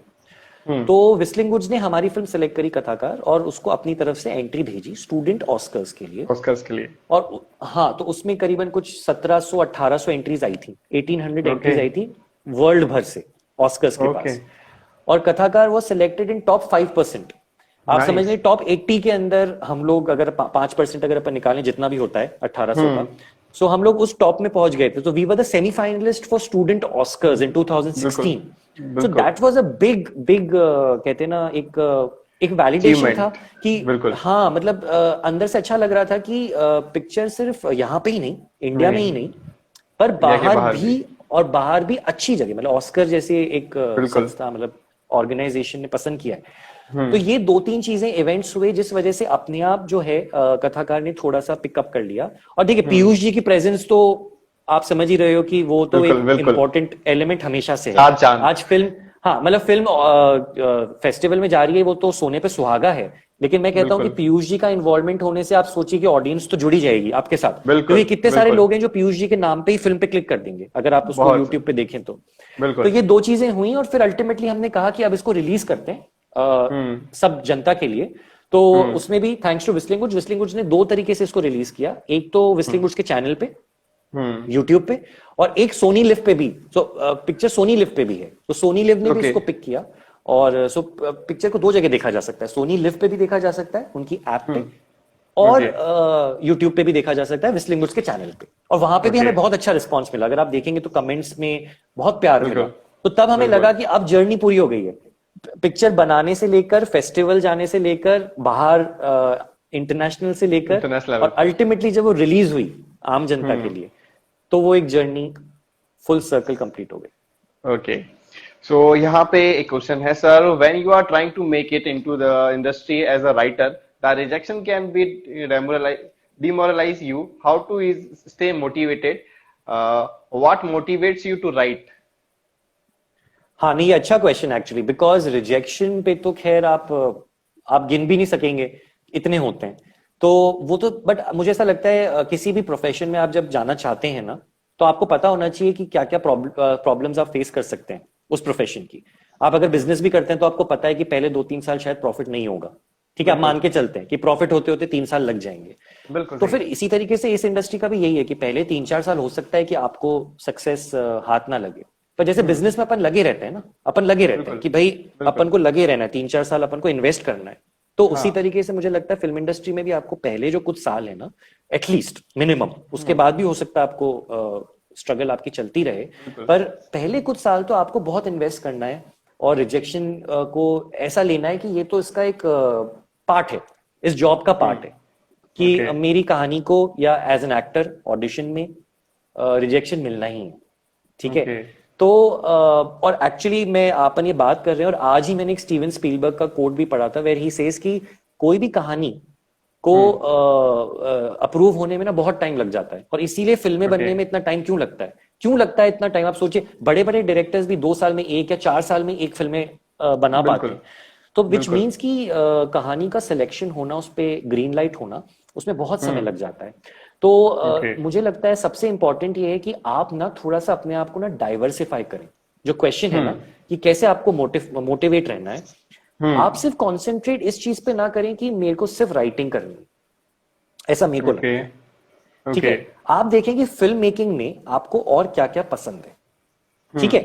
अगर आपको लगता है कि आप असिस्ट कर सकते हैं, ठीक है, तो क्या होगा कि राइटिंग का तो आपने अपना प्लान बना रखा है कि भाई आप 2 महीने लिखेंगे, 3 महीने लिखेंगे, लेकिन आप कितना लिखेंगे, एक बिल्कुल लिमिट आ जाती है, हर इंसान की लिमिट आ जाती है, कमरे में बैठकर अकेले आप कितना लिखेंगे। तो बिल्कुल। मुझे लगता है कि साल भर में जो आप प्लान बनाएं वो इस तरीके से बनाएं कि आपने 2-3 महीना पूरा डेडिकेट किया, फुल डेडिकेट, या तो एक तरीका वो हो गया, और बाकी टाइम आपने कुछ और करने की भी कोशिश करी, क्योंकि at the end of the day अगर आप राइटर है मतलब आपको फिल्म मेकिंग पसंद है, सही बात है। बिल्कुल तो बिल्कुल। आप, मैं सोचता हूं कि आप ऐसा कोशिश करें, ऐसा आप, किसी को एडिटिंग का शौक हो सकता है, किसी को सेट पे रहने का शौक हो सकता है, अपने आप को ना बिजी रखें, मतलब ओके। आप थोड़ा सा इधर डाइवर्सिफाई करके चलेंगे ना तो बेहतर है।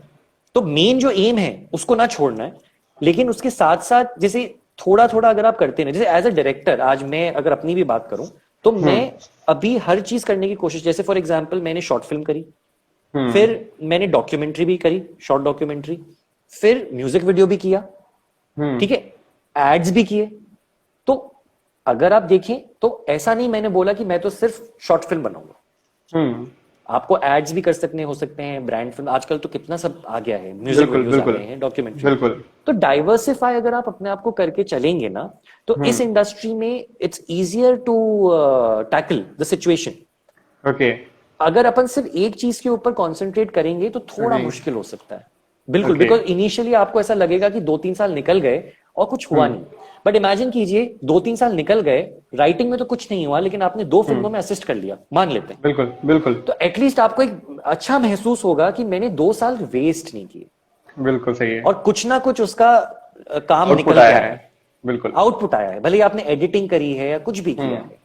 सो ये मेरे को ऐसा लगता है एक्टर्स के लिए भी ये कहा जाता है, इसलिए आप देखेंगे तो बहुत सारे एक्टर्स थोड़ा राइटिंग करने की कोशिश करते हैं। हाँ। बहुत सारे एक्टर्स जो हैं जैसे रणबीर कपूर, सोनम कपूर, जो फेमस एक्टर्स भी हैं, उन्होंने भी पहले असिस्ट किया, संजय लीला ओके। बंसाली को ब्लैक में उन्होंने असिस्ट किया, फिर उन्होंने सावरिया में एक्टिंग करी। सो ऐसे अगर आप थोड़ा सा सर्च करें तो एक्टर्स भी असिस्ट करने के लिए निकलते हैं। फिर जैसे टीचिंग भी है, अगर आपको सपोज अगर आपको टीचिंग का शौक है, आपको और किसी का शौक है, आप वो भी कर सकते हैं, बट मुझे लगता है ओके। वो diversification is the key, that's important. Okay. Sir Surya Sharma यहाँ पे कह रहे हैं great job sir, I am thank WWI you, pass out, I want to work with you someday. Thank you so much, बिल्कुल करेंगे, अगर कोई भी अपॉर्चुनिटी आएगी साथ में काम करेंगे। ओके। तो सर अब जैसे आपने बताया विस्लिंग वुड में अगर आप जाते हो तो वहां पे आपको लेटेस्ट जो सारी चीजें होती है वो मिलती है, हाँ हाँ, लेकिन वहां पे एग्जैक्टली अगर देखा जाए लेटेस्ट वाली चीज सबसे मुश्किल होती है कि बिल्कुल अभी नई चीज हमारे हाथ में आई है उसके बारे में बिल्कुल भी नहीं जानते, तो उसके साथ वर्क करना कितना मुश्किल होता है और उसको समझना कितना कितना क्या प्रॉब्लम्स आती है उसके अंदर।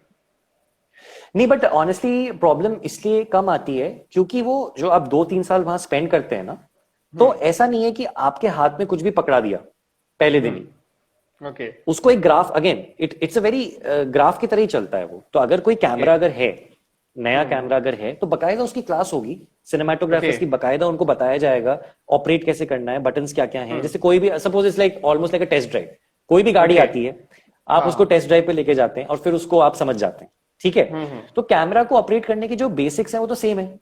उसी तरीके से अगर एडिटिंग सॉफ्टवेयर भी आप देखें तो बेसिक तो उसका सेम ही रहेगा। जैसे आपने अगर एक बार गाड़ी चलाना सीख लिया तो अब आपको पता है कि गाड़ी कैसे चले, बिल्कुल। बट हाँ, कोई ऑटोमेटिक गाड़ी है तो उसका थोड़ा सा एक अलग उसका आ जाएगा, left hand drive right hand drive जैसे है उसका थोड़ा एक अलग आ जाएगा। तो यही कुछ अलग चीजें हैं जो होती हैं, वो आपको सीखनी पड़ती हैं और वो सिखाई जाती हैं। पर बेसिक आप उन 2-3 सालों में कैमरा कैसे ऑपरेट करना है, एडिटिंग सॉफ्टवेयर कैसे चलाना है, राइटिंग कैसे करनी है, स्क्रीन प्ले कैसे लिखना है, ये सब आपको बेसिक तौर पे आपको सिखा दिया जाता है। अब सॉफ्टवेयर तो क्या है, टेक्नोलॉजी है, अपडेट होता रहेगा, मोबाइल भी अपडेट होता रहता है, अपन सीख जाते हैं, करेक्ट है। इंस्टाग्राम में भी नई नई चीजें आती रहती है, अपन सीख जाते हैं। तो ये वैसा ही है। सो आई थिंक मुझे ऐसा लगता है उसमें कोई प्रॉब्लम नहीं आएगी। अगर आपने 2-3 साल इन्वेस्ट किए हैं और आपने बेसिक्स अगर सीख लिए हैं, फिर टेक्नोलॉजी कितनी भी अपडेट होती चली जाए, आप उसमें इजीली उसको कर सकते हैं। ओके, अब सर हम आते हैं आपके बिल्कुल नए प्रोजेक्ट पे जिसका आपने टीजर डाला हुआ है, तो सर उसके बारे में आप बताएं, आपका जो लेटेस्ट है अभी। हाँ, सो वो ट्रूस, राइट? हाँ, वो अभी टीजर उसका मैंने अभी रिसेंटली डाला था। अभी वो फिल्म आई नहीं है, बाहर नहीं आई है। तो ट्रूस भी इंटरेस्टिंग है। इंटरेस्टिंग 2-3 चीजों की वजह से है। पहला इंटरेस्टिंग पार्ट तो ये था कि इस प्रोजेक्ट के ऊपर ना मैंने व्हिस्टलिंग वुड्स के जो करंट स्टूडेंट्स थे उनके साथ कोलैबोरेट किया था। तो आप समझ लें कि जितनी भी मेरी टीम थी उसमें मेजॉरिटी 80-90% जो लोग थे ना, वो सारे करंट स्टूडेंट्स थे फिल्म बनाते हुए। तो एक तो वो इंटरेस्टिंग पार्ट था कि भाई एक होता है ना यंग एनर्जी, और यंग एनर्जी एकदम करंट, एकदम इंथुजियास्टिक बच्चों के साथ काम करने को आपको मिलता है, जो कि अभी पढ़ रहे हैं व्हिस्टलिंग वुड्स में। तो एक तो वो इंटरेस्टिंग वो हो गया। सेकेंड इंटरेस्टिंग ये हुआ कि टॉपिक वाइज, क्योंकि मैं जब ये फिल्म बनाने की कोशिश कर रहा था तो मुझे ऐसा लग रहा था यार कि अब मैंने जो बाकी फिल्में बनाई है, queen of art, jungle bells, अभिनेता, कथाकार, अभी क्या मैंने ट्राई नहीं किया है।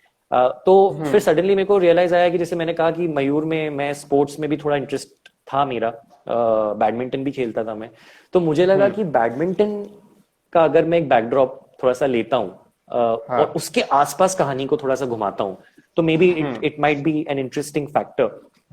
एक नया आएगा, मतलब एक नया विजुअल निकल के आएगा। बिकॉज वो विजुअल जैसे सिनेमा हॉल का कथाकार में विजुअल नया था, तो उस तरीके से एक विजुअल मैं सोच रहा था। तो वहां से वो शुरुआत हुई कि मैंने कहा कि यार एक बार मेरे को कोशिश करनी है स्पोर्ट्स के ऊपर शॉर्ट फिल्म बनाने की।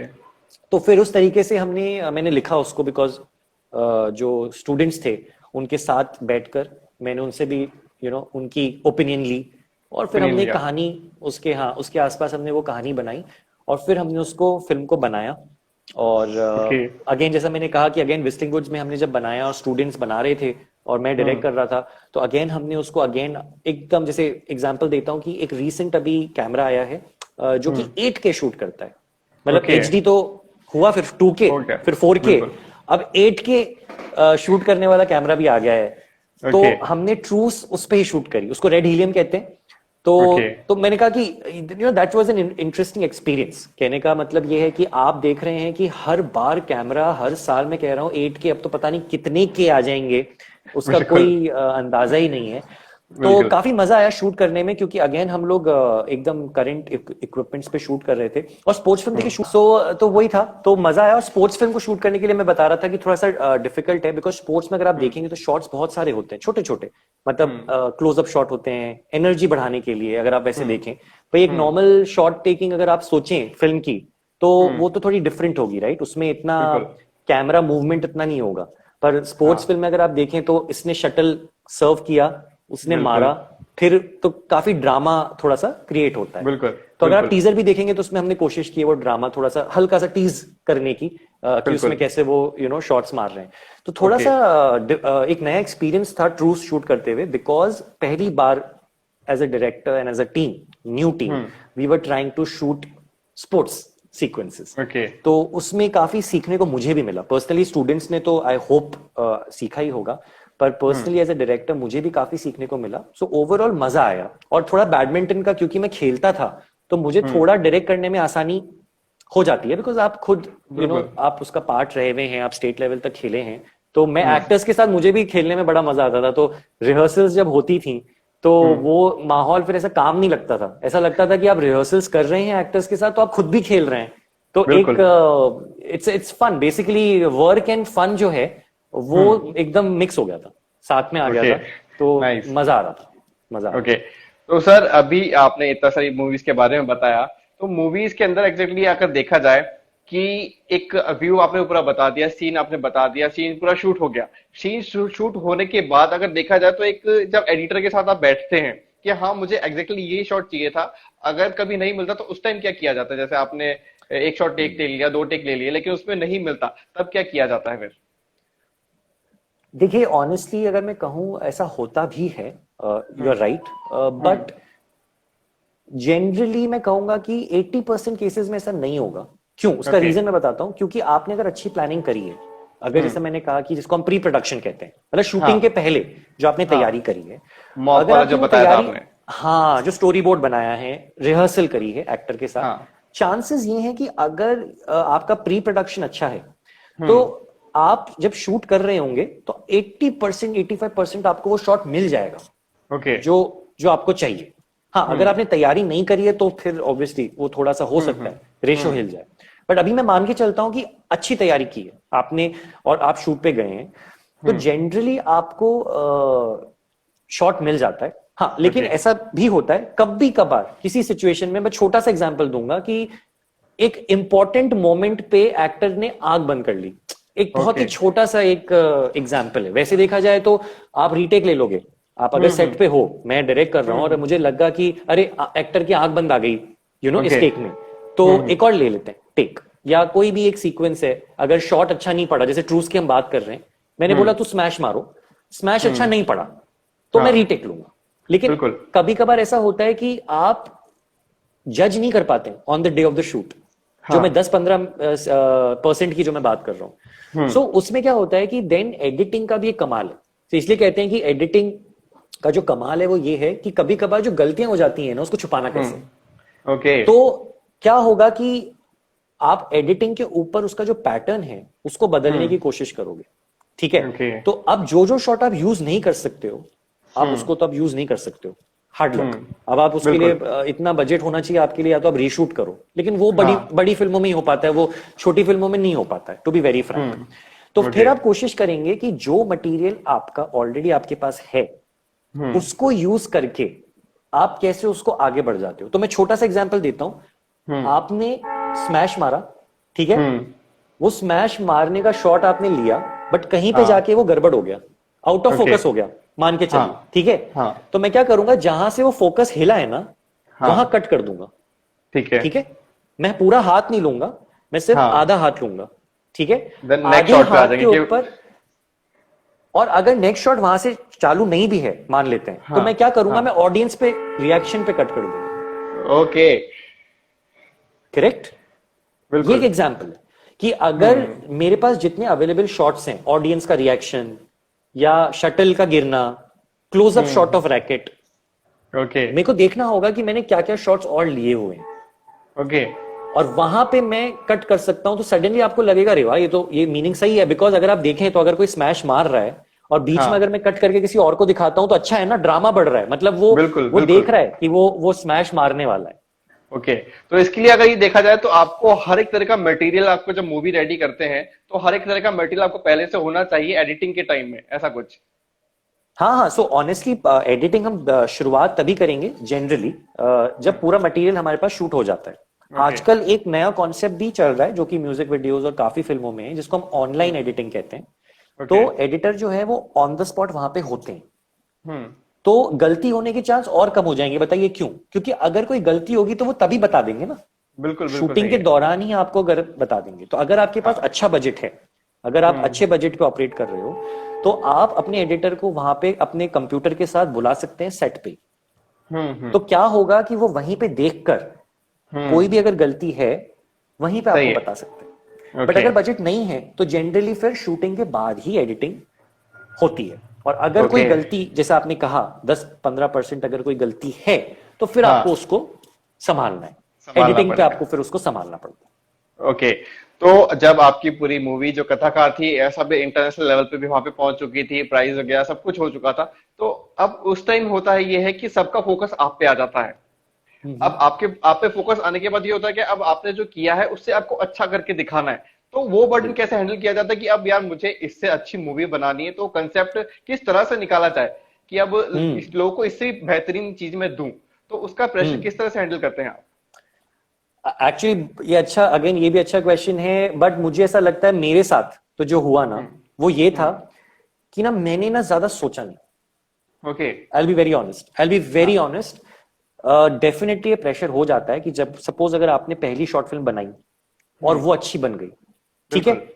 या तो वो अच्छी बनी नहीं तो वैसे प्रेशर नहीं है, फिर आप बिल्कुल। सेकंड बनाते हैं। बट अगर आपकी पहली फिल्म अच्छी बन गई तो अब लोग डेफिनेटली एक्सपेक्ट करते हैं कि नेक्स्ट क्या होगा, व्हाट इज नेक्स्ट, दैट बिल्कुल। Question is always there. मैं कहूंगा कि मैं थोड़ा लकी हो गया कि मैंने ज्यादा सोचा नहीं, और मैंने ना एक बहुत ही डिफरेंट फिल्म बनाई सेकंड पे। तो एक तरीका ये होता है कि आप ना काम ही इतना अलग कर दो कि लोग वो उन मैच ही नहीं दोनों हो। को कंपेयर ही ना कर पाए।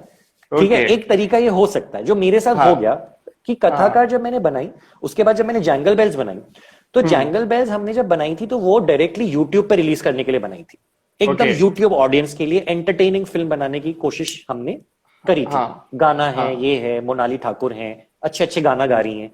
तो क्या हुआ कि अगर आप उन दोनों फिल्मों को देखें तो वैसे उन दोनों में कंपेयर करने के लिए कुछ है ही नहीं। बिल्कुल बिल्कुल। एक फिल्म की जर्नी थी फेस्टिवल से, और दूसरी फिल्म की जर्नी थी यूट्यूब पे। हाँ। तो यूट्यूब की ऑडियंस अगर आज भी आप देखें, अगर आप मैं व्यूज की बात करूं, तो जैंगल बेल्स के व्यूज कथाकार से ज्यादा हैं। ज्यादा है। बिल्कुल। तो क्या हुआ कि अब क्या है कि कंपैरिजन है ही नहीं। अब जैंगल बेल्स अपनी जगह सक्सेस हो गई क्योंकि वहां पे उसको व्यूज मिल गए, कमेंट्स अच्छे बिल्कुल आ गए, और बिल्कुल। कथाकार ने तो अपना एक मकाम हासिल करा ही था। तो बिल्कुल। ये एक तरीका हो सकता है अगर कोई और भी इसको ट्राई करना चाहे कि अगर आप पे प्रेशर आ रहा है ना, तो हाँ। आप अगेन थोड़ा सा कुछ अलग कोशिश करें। क्योंकि ओके। इन दोनों के बीच में अगर आप देखें, जैंगल बेल्स और कथाकार के बीच में भी मैंने एक शॉर्ट डॉक्यूमेंट्री बनाई थी। तो विस्लिंग विट्स के थ्रू हम लोगों को सिलेक्ट करके चाइना भेजा था एक ओके। डॉक्यूमेंट्री बनाने के लिए। तो उसका नाम बियॉन्ड द टाइड्स है, वो भी मेरे चैनल पे है, अगर आप स्क्रॉल करेंगे। तो क्या हुआ कि अगर आप हम तीनों को अब कंपेयर करिए, आप कथाकार, हाँ। उसके बाद एक डॉक्यूमेंट्री हो गई। अब डॉक्यूमेंट्री से आप कथाकार को वैसे भी कंपेयर नहीं कर सकते। बिल्कुल बिल्कुल बिल्कुल। और उसके बाद जैंगल बेल्स एकदम थोड़ा कमर्शियल मेन स्ट्रीम हो गया, उसको भी आप डॉक्यूमेंट्री से कंपेयर नहीं कर सकते और कथाकार से भी कंपेयर नहीं कर सकते। तो क्या बिल्कुल। हुआ, वो फियर थोड़ा सा जो था ना, वो थोड़ा हाँ। सा निकल गया कि अच्छा अब ठीक ओके। है, अब उसके बाद आप कुछ और बनाएंगे तो कुछ नया कोशिश करते हैं बनाने की। फिर हमने क्वीन ऑफ हार्ट्स बनाई तो वो थोड़ा सा अलग था।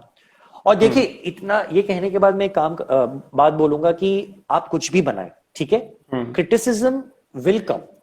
मतलब बिल्कुल। जैसे कि रिजेक्शन आएगा ना, उस तरीके से क्रिटिसिज्म भी आएगा। अगर आप ओके। जैंगल बेल्स बनाते हैं, कई लोग हो सकता है जैंगल बेल्स ना पसंद करें, ठीक है, हो सकता है कई लोग क्वीन ऑफ हार्ट्स को पसंद ना करें, ठीक है। बिल्कुल।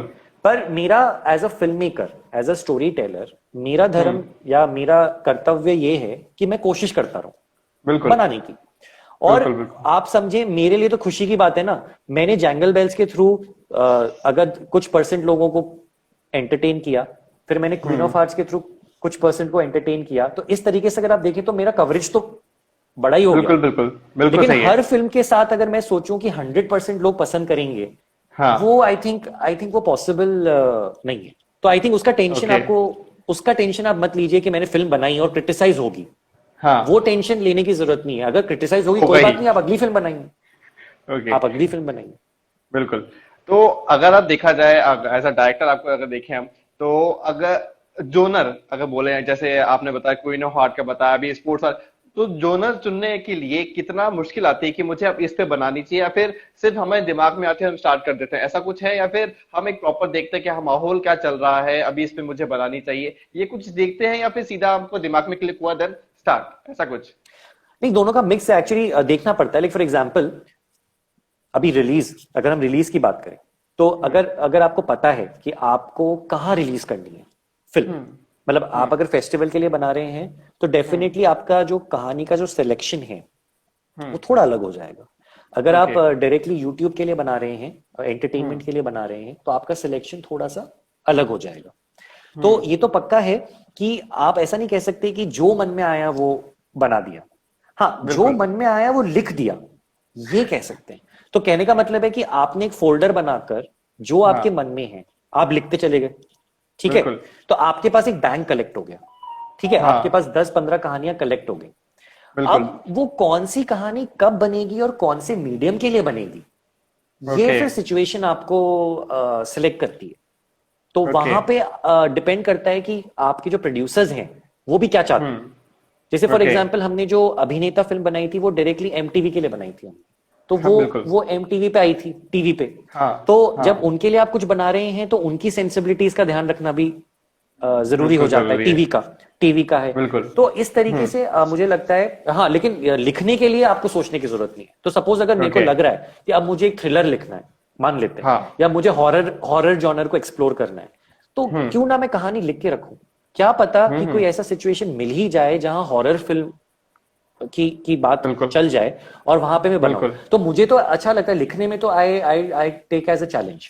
तो अगर नया ओके। जॉनर आ रहा है तो मुझे तो मजा आता है, अनलेस कि कोई ऐसा जॉनर है जो मुझे लगता है कि एज अ डायरेक्टर में हैंडल नहीं कर पाऊंगा। तो अगर ऐसा लगता है तो फिर ठीक है, वो अलग बात है। पर जहां तक है कि अगर मुझे लग रहा है मैं कॉन्फिडेंट हूं कि मैं हैंडल कर सकता हूँ, यू नो, ओके।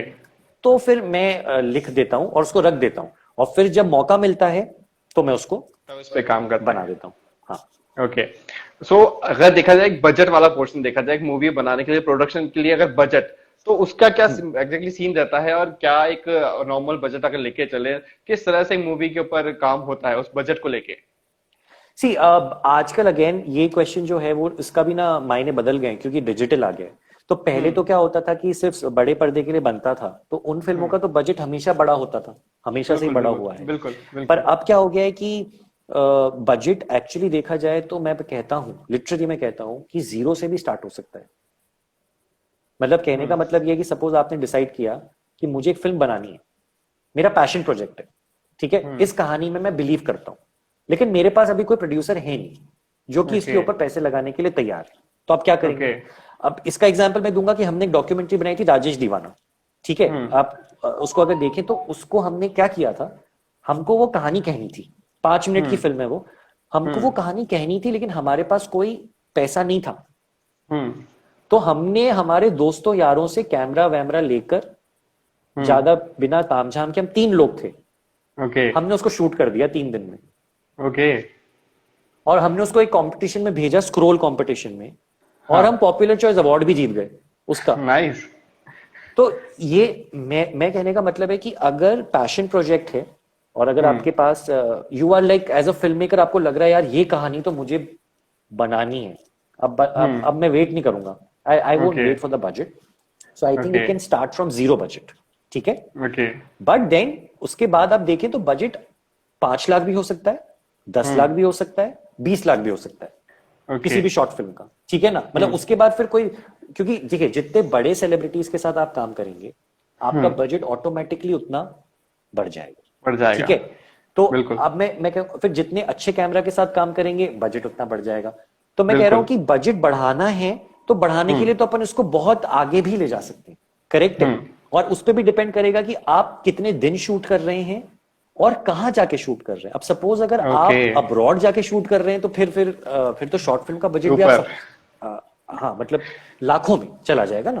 बिल्कुल तो बिल्कुल बिल्कुल। ये कंप्लीटली डिपेंड करता है कि आप शॉर्ट फिल्म का जो स्तर है वो कहाँ शूट कर रहे हैं। अब अगर सपोज आप अगर मुंबई में शूट कर रहे हैं और अगर आप एक ही घर में शूट कर रहे हैं, जैसे आप अगर क्वीन ऑफ हार्ट्स को देखेंगे तो क्वीन ऑफ हार्ट्स बिल्कुल एक एक ही घर की घर कहानी में। है, बिल्कुल ठीक है, बिल्कुल। तो बजट कंट्रोल हो सकता है, करेक्ट है। फिर आप बहुत अगर से देखें तो जैंगल बेल्स एक ऑफिस की कहानी है, ऑफिस क्या अगर आप, बिल्कुल। तो बजट और कंट्रोल हो सकता है, ठीक है। बिल्कुल। कथाकार में ऑब्वियसली आप देखेंगे तो लोकेशन ज्यादा है, अगर लोकेशन आप ज्यादा कथाकार है। के लोकेशंस को देखेंगे। अभिनेता में भी अगर आप देखेंगे लोकेशन थोड़े से लोकेशन चेंज है। ज्यादा है। तो बिल्कुल। मेरा कहने का मतलब है कि बजट अपन ये नहीं कह सकते कि बजट 2 लाख है या बजट हाँ 6 लाख है। अपन को देखना है कि जो कहानी है वो कहानी में लोकेशन, एक्टर और number of days of shoot, ये जब ओके आपको पता चलेगा ना तब आप डिसाइड कर सकते हो बजट क्या है। और दूसरा ओके तरीका ये है कि आप बजट के बारे में सोचें ही ना, आप निकलें और आप उसको बना दें। ओके। ये भी आजकल काफी एक कहते हैं ना इन थिंग है, to to go out and to make a film. Okay, तो अगर देखा जाए अब शॉर्ट फिल्म वाला पोर्शन, जैसे एक लेखक जब राइटर जब लिखने लगता है तब वो सोचता नहीं है, टाइम के लिमिट नहीं सोचता, लेकिन एक शॉर्ट फिल्म जब लिखी जाती है तो उसके अंदर ये हो जाता है कि आप जो बोलना चाह रहे हैं, आप अपने जो स्टोरी में बताना चाह रहे हैं, तो उसके अंदर एक प्रॉपर टाइम हो जाता है कि हाँ इतनी चीजें मुझे बताना है। तो वो कितना मुश्किल होता है उस अकॉर्डिंग कि यार मैं इतने सीन दिखाना है, इसी सीन में मैं जो दिखाना चाह रहा हूँ पब्लिक को बताना चाह रहा हूँ पता लग जाए, उसका कितना मुश्किल होता है कि मेरी अगर मैंने बहुत सारा लिख दिया अब उसको समराइज भी करना है और लोगों तक भी पहुंचाना है, उसमें कितनी मुश्किल आती है। हाँ, ये मैं कहूंगा थोड़ा सा ट्रेनिंग, मतलब इसमें प्रैक्टिस है। ये हो सकता है आप एक बार में क्रैक ना कर पाए। ओके, सो अगर सपोज आपने कोई कहानी लिखी है और आपने 20 पेज लिख दिए, ठीक है, अब कहानी लेकिन आपको बनानी है 5 मिनट की, ठीक है, तो अब 20 पेज को 5 मिनट में तो करना बड़ा मुश्किल का काम है, क्योंकि अधिकतर ऐसा कहा जाता है कि एक पेज आप मान के चले 1 मिनट तो लगता ही है उसको निभाने में। तो मैं कहता हूं कि अगर 5 पेजेस अगर आपने लिखे हैं तब जाके आप सोच सकते हो कि 5-6 मिनट में आप ये कहानी अप्रोक्सीमेटली आप ये कह सकते हो, ठीक है ना। तो कहने का मतलब ये है कि पहली बार हो सकता है कि आप एक कहानी लिखें 20 पेज की, जो कि 5 पेज में आप उसको समराइज ना कर पाए। हाँ, तो उसको फेलियर नहीं मानना, मैं कहता हूं उसको एक बार छोड़ दो। मतलब मैं कहता हूं 20 पेज आपने लिखे, बहुत अच्छी बात है, आप एक बार के लिए उसको अपने फोल्डर में एक बार उसको छोड़ दीजिए। ओके, और उसको 5 में करके और खराब फिल्म बनाने से अच्छा ये है कि आप एक और कहानी सोचिए, क्योंकि हर कहानी का एक टाइम लिमिट तो होगा। बिल्कुल अब बिल्कुल। आप उसको मरोड़ कर अगर आप उसको कोशिश करके 5 मिनट में डालने की कोशिश करेंगे तो ऐसा लगेगा आपने ट्रेलर काट दिया। वो आपको लगेगा ही नहीं कि आपने एक फिल्म बनाई है, आपको लगेगा हर चीज बहुत जल्दी चली।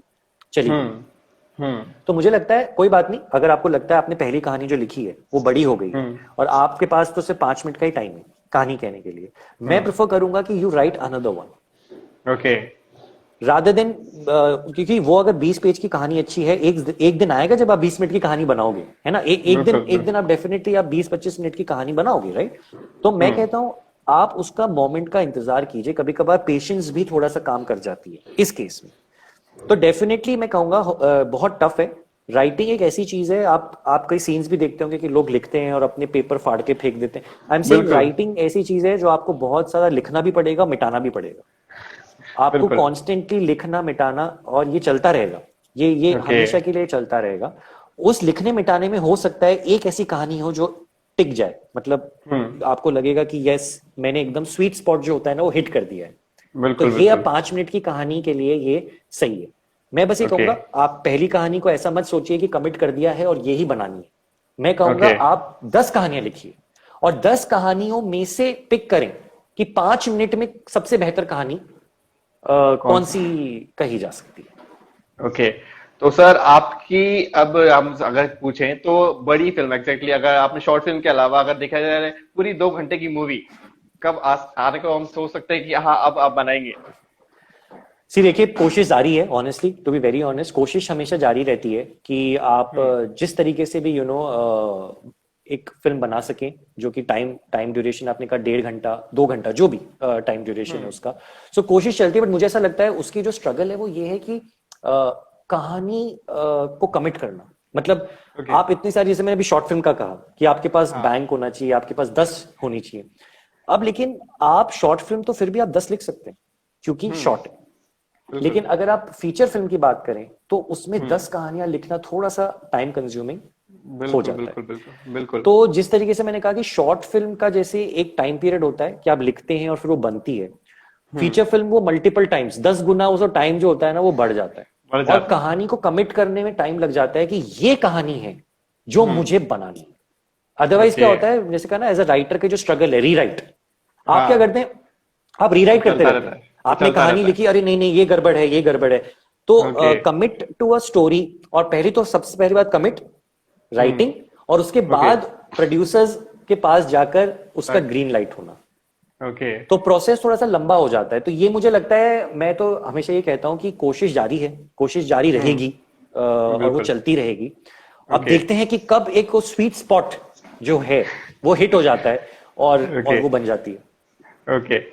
ओके, तो सर अभी सेशन का एक लास्ट क्वेश्चन मैं पूछना चाहूंगा आपसे कि जो भी लोग अभी डायरेक्टर पोर्शन या फिर इन सब चीजों में इंटरेस्ट रखते हैं, उनको अपने करियर की शुरुआत करनी है, तो किस तरह से उनको शुरुआत की जाए, थोड़ा सा गाइडेंस वाला पोर्शन बता दे।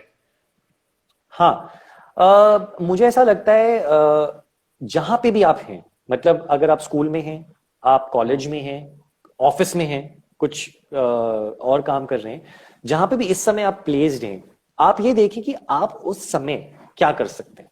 सो अगर आप स्कूल में हैं तो आप थिएटर कर सकते हैं, आप कॉलेज में हैं तो आप थिएटर कर सकते हैं, ऑफिस में हैं तो आप, सॉरी वो गिर गया, हाँ, आप कोशिश कर सकते हैं कि आप, जैसे मैंने कोशिश की थी फिल्म को रिव्यू करने की, मतलब आई एम सेइंग कि पहले आप कोशिश करें, फिल्म देखें, अपना अपना दायरा बढ़ाएं, क्योंकि कभी कभार ऐसा भी होता है कि लोग ना शॉर्टकट आजमा लेते हैं।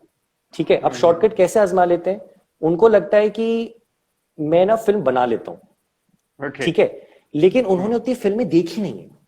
मेरा मेरा कहने का मतलब ये है कि एक तरीका ये है कि आप निकल गए और आपने फिल्म बनाई, बहुत अच्छी बात है, आप कर सकते हो, लेकिन मैं कह रहा हूं आपका exposure to the world cinema, किस बिल्कुल। तरीके की फिल्में बन रही हैं। जैसे फॉर एग्जांपल अपन कितने सारे फिल्म फेस्टिवल्स की बात करते हैं, कांस फिल्म फेस्टिवल हो गया, वेनिस हो गया, मैं कह रहा हूं आप वहां की शॉर्ट फिल्म क्यों ना देखें। बिल्कुल। आप एक बार कोशिश करें देख के उनको समझने की।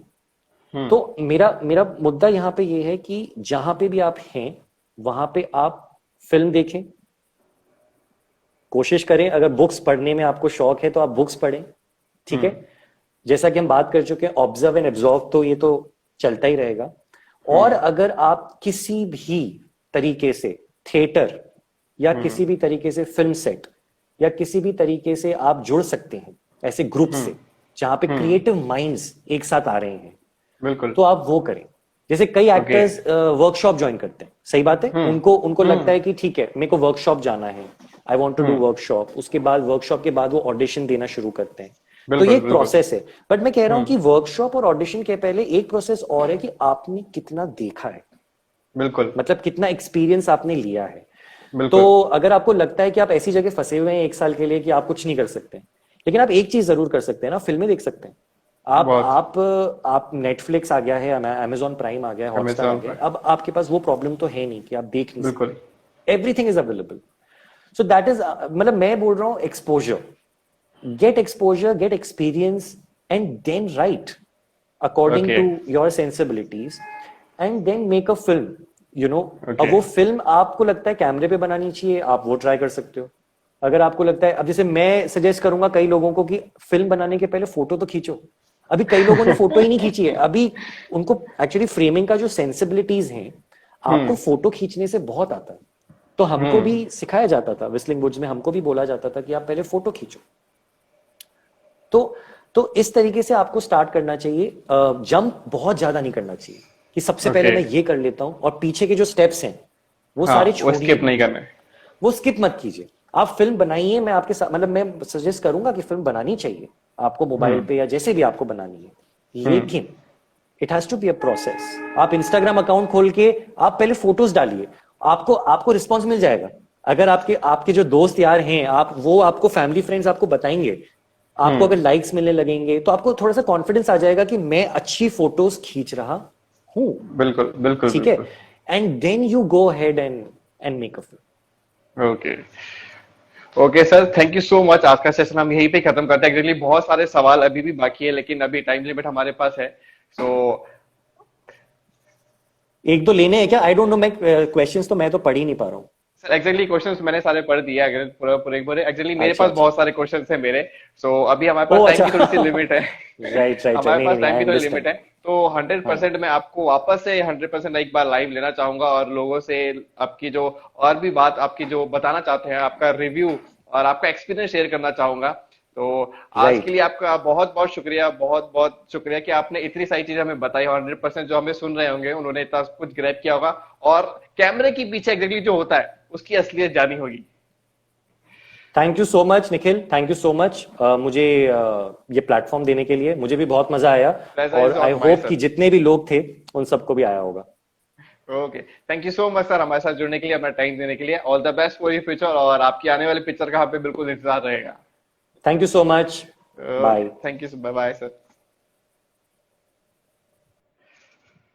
ओके गाइस, सो आज हमारे साथ जुड़े थे अभिमन्यु सर, और आई होप आप लोगों ने आप लोगों को बहुत मजा आया होगा, और एग्जैक्टली जो कैमरे के पीछे वाली दुनिया है आज उसको जानने को मिला, उसके बारे में अच्छे से हमें पता लगा कि एग्जैक्टली होता क्या है उसके पीछे। जो हम मूवीज देखते हैं फिर उसके पीछे एग्जैक्टली कितना काम होता है और क्या क्या चीजें रिव्यू की जाती हैं। तो आई होप आप लोगों ने एंजॉय किया होगा आज का सेशन, और 100% मैं भी, पास अभी तक बहुत सारे क्वेश्चन है। Thank you so much, thank you so much जो भी आप मुझे थैंक यू बोल रहे हैं। नितिन, आप सबका बहुत बहुत शुक्रिया लाइव हमारे साथ जुड़ने के लिए। आप जो भी मेरी प्रोफाइल पे अभी मुझे देख रहे हैं, आपसे रिक्वेस्ट है कि एक बार मेरी प्रोफाइल जाके देखिए, और अगर आपको पसंद आती है तो फॉलो कीजिए। साथ ही साथ जितनी भी सेशंस मैं कर रहा हूँ ये यूट्यूब पे रोज के रोज मैं अपलोड कर दूंगा, तो आप वहां पे जाके आपकी जब मर्जी हो तब देख सकते हैं। मेरे चैनल को जाके सब्सक्राइब कीजिए, और please please please bye for the best licence. Thank you so much Nitin.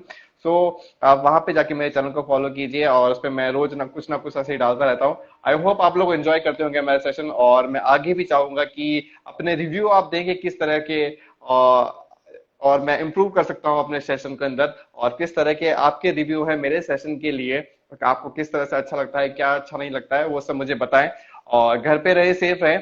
कल भी हम सेशन करने वाले हैं शाम को 8 बजे, और अभी थोड़ी ही देर में आपके पास पोस्ट आ जाएगा। सो आई होप आप लोगों को मजा आता होगा। सो आज के लिए मैं आप लोगों से अलविदा चाहूंगा। Thank you so much. घर पे रहिए, सेफ रहिए। Bye bye.